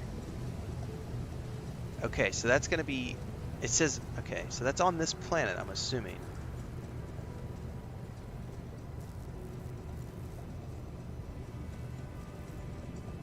By the way, what is that antenna over there for? I don't know. Anyway, well, we have a waypoint. So let's go find some Sentinels. Yeah, right? It does, the update does look pretty awesome, Plaximus. That's what got me inspired to play, was like everything they were doing for the update.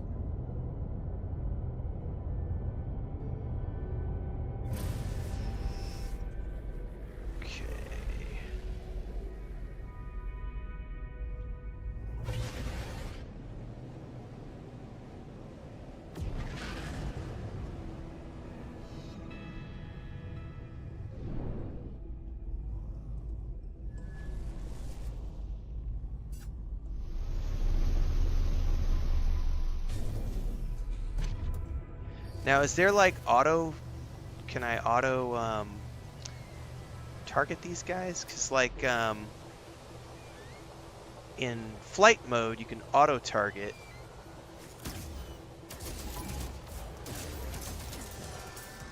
Nope, nope.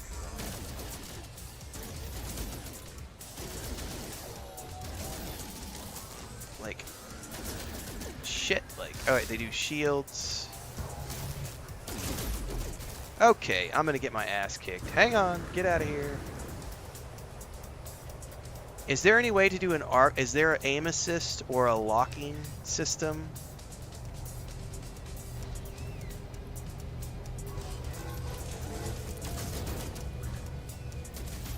Because I'm sucking at the aiming part.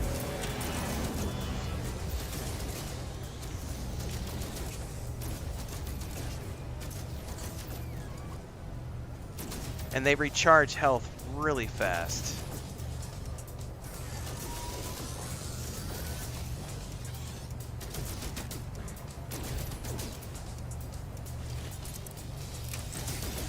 All right, I'm gonna get out of here because I need to obviously learn this. Hang on. Frodo, no. Hang on, guys. I gotta go into space. Hang on. I got a cat that just jumped on a desk where he shouldn't be. Get over here. Come on, buddy. You're on top of laptops and things you shouldn't be on top of. And I know I can summon the Sentinel to get away from these guys. Hang on, guys. This is yeah, this has got a learning curve that I have to deal with. And also deal with this cat. Planetary interference, what are you talking about?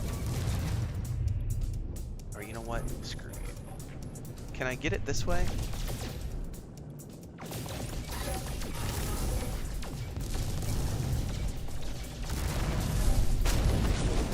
One down. No. Shit. God damn it, Frodo.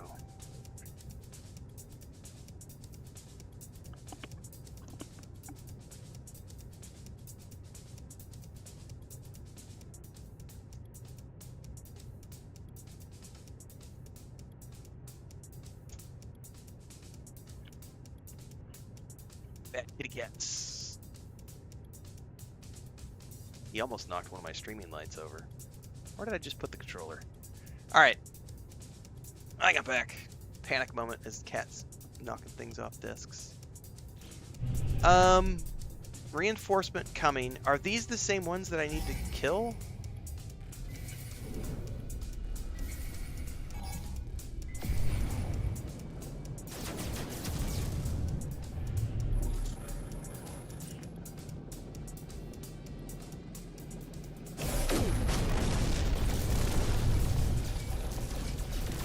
These don't look like the same thing.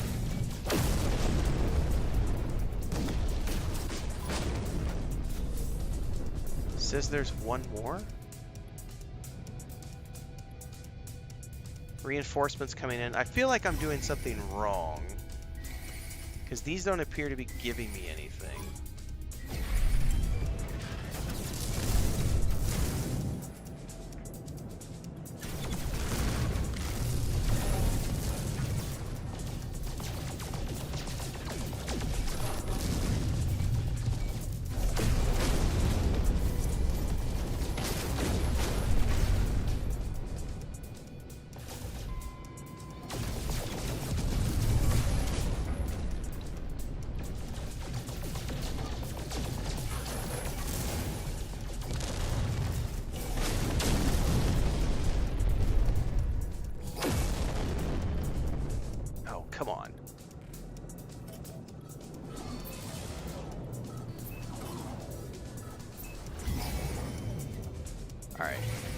We're still having issues with these. I need to get out of here. I feel like I'm going to die here if I'm not careful. I'm still getting... How do I get out of here away from the planetary? Because I don't want to destroy my ship. Yeah, I want to fight the ones in the planet set. This is what I kind of figured. There we go. I'm going to go hunker down in here really quick. And I need to go look at something in the controls section.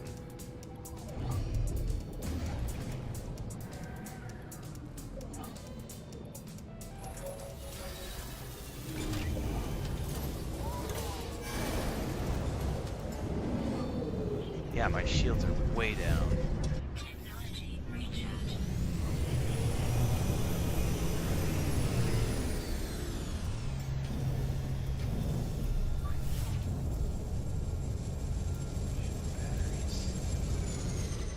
Okay, options.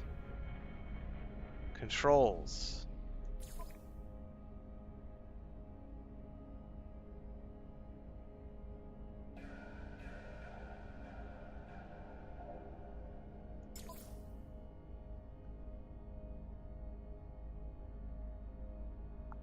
Interact, reload weapon, place marker, switch weapon mode, we've done that. So, going back to the combat that we just attempted earlier a few minutes ago, guys, is there like an aim assist or a lock-on or something like there is? Because like in space flight, they give you a lock-on which you can hold down to track the target. Did they not have the same thing for melee? Because otherwise, I mean, holy shit, that bolt caster was not doing anything in terms of damage to those things, and they were recharging at a really rapid rate, and there was like 5 of them. There's no lock-on planets. Oh god. I suck at aiming, guys. If there's no aim assist or lock-on, I'm fucked. Like, I'm not good at that at all. I'm not good at shooting.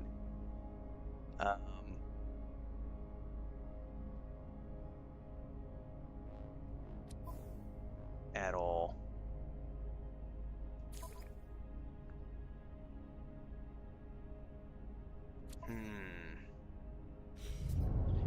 Alright, let's go back really quick, see what we can see.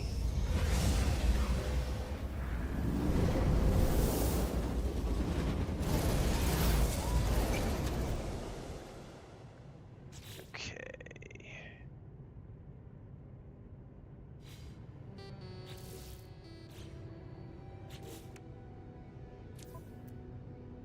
We're okay on fuel.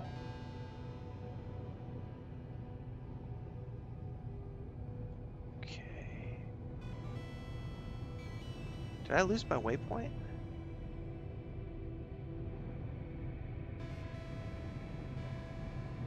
My base is down there.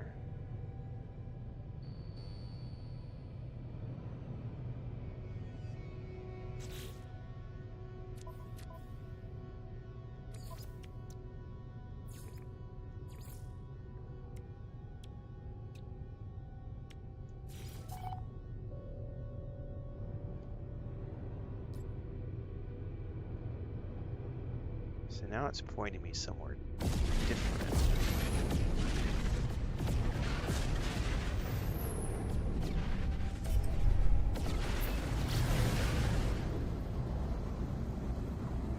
That's not a bad idea, because build a cave, funnel them into the entrance of the cave. That sounds a little more doable.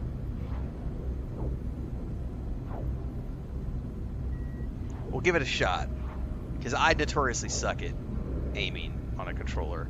I need my aim assist.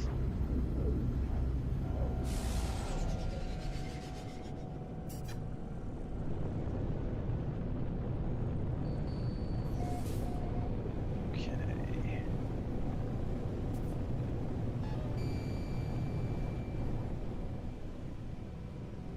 All right, we've got something down here. There might even be a cave right around the corner that I can duck into right here. Yep.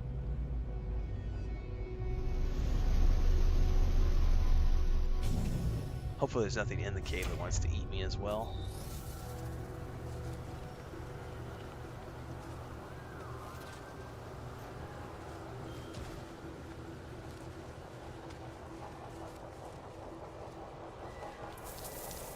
Yeah, those definitely want to eat me. Alright, well I need to dig like a tunnel.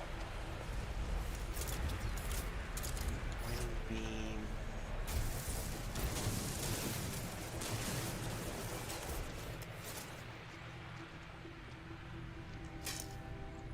Charge depleted.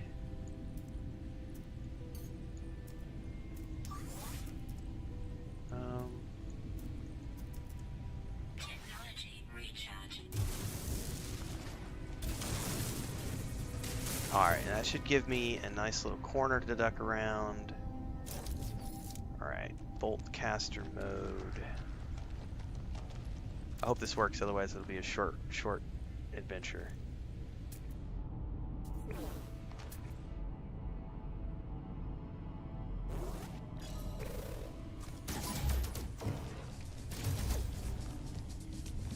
Come get me.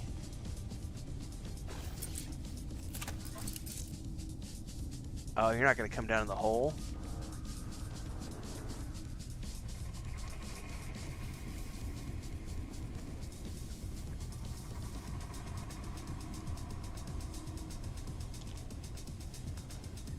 Well, they don't seem to want to come get me at the moment.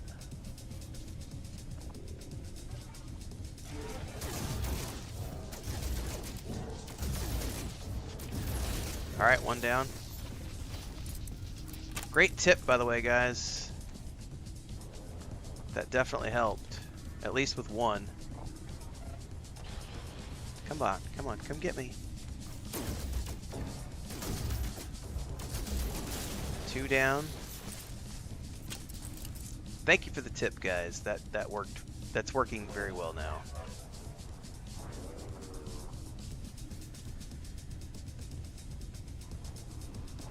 They definitely are like above me though, so I have to like peek my head out. Come on, guys.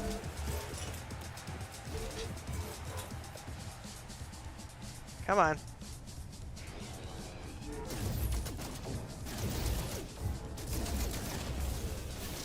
What are those capsule things they're dropping, by the way? Combat supplies. Get back in the hole!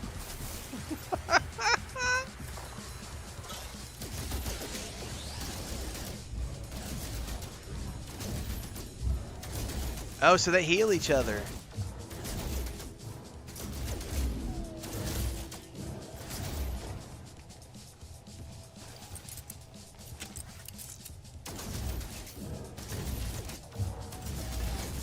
Killed it anyway, you bastard.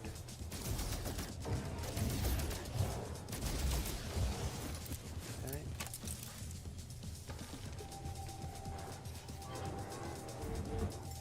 Warning.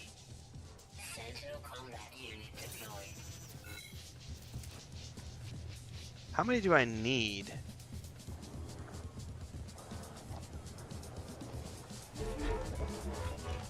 And I think I just have to hide down here until they stop searching, if I'm not mistaken, if I think I've got enough. Because there was a timer counting down earlier, which, by the way, yeah, this is the timer. When we did this 2 days ago, the timer wasn't happening, and everybody on the stream was telling me that it was bugged. So, it's working now. We just hunker down here and hide. So this reminds me a lot of like the police in Cyberpunk or Grand Theft Auto. Just hide. Okay, so now they're deactivated. So now I can go out. I'm assuming I can go out and they won't attack me, unless I decide to attack them again.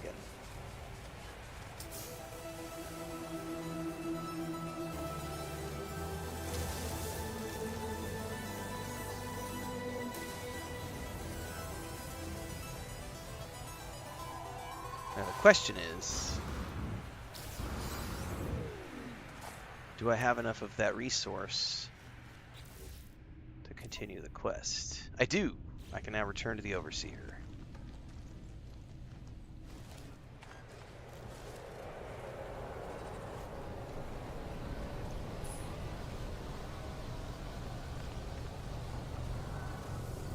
So now we can go back to our base.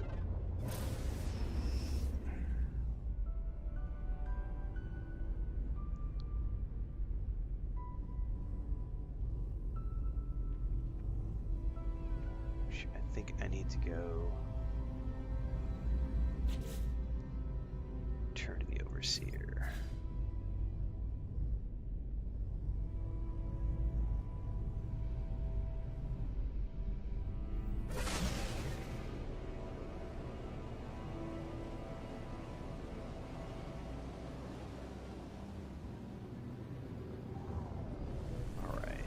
Now where the heck?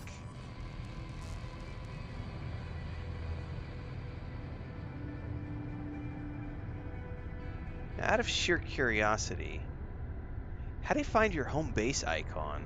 Because I don't see it anywhere at the moment. I see my capital ship. Oh, it's because the Overseer is marked right there. That's why. It's because the Overseer is overriding my camp icon. And so I was looking for my camp icon and not seeing it. Okay. Makes sense.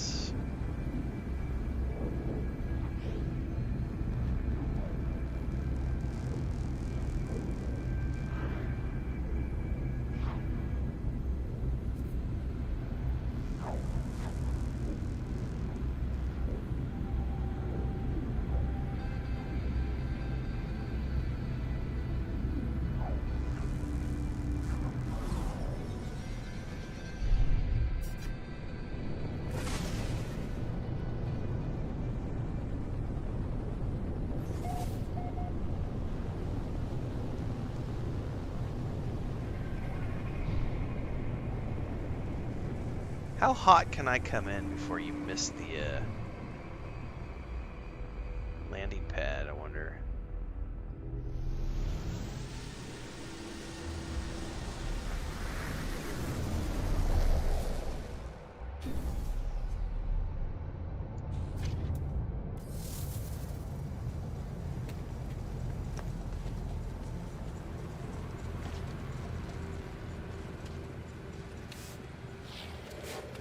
Okay, Mr. Overseer. Do you have it, friend? They're flesh. They're pugnum. That kind of sounds nasty. Yep, here you go. Oh, we can also build a hazmat gauntlet now, which I haven't needed until today, when we came across that plant that I couldn't harvest.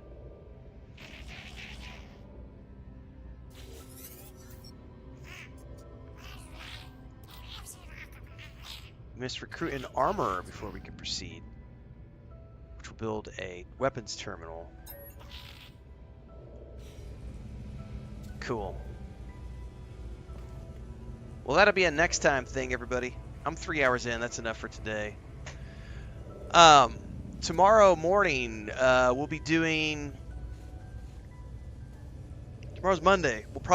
We might do a little bit of No Man's Sky tomorrow, but we're definitely going to be doing a filming reaction video tomorrow. So we're going to start off, spend an hour or two filming content, doing some live reactions to some game trailers and stuff.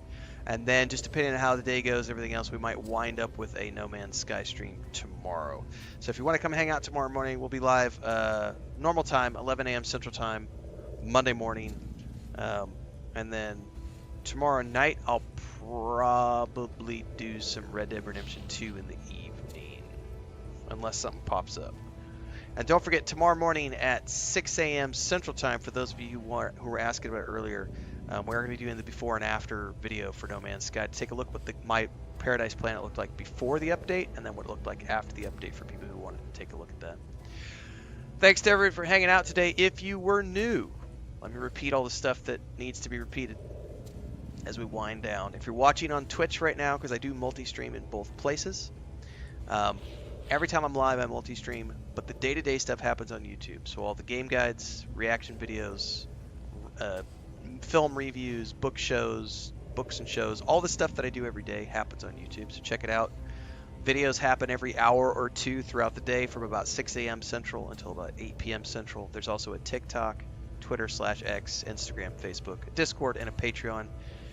If you want to get into my stuff as a sci-fi and fantasy author, links are all down below and over at the Patreon. And I'll catch everybody tomorrow for more No Man's Sky. And don't forget, we are going to be playing the shit out of a whole bunch of other games this fall. And I still play other games. We're going to have a Modern Warfare 3 Let's Play series starting this week, so stay tuned for that for those of you who want to watch some modern shooter Call of Duty fun. And I think that's it. So, see you guys tomorrow. Have a good Sunday.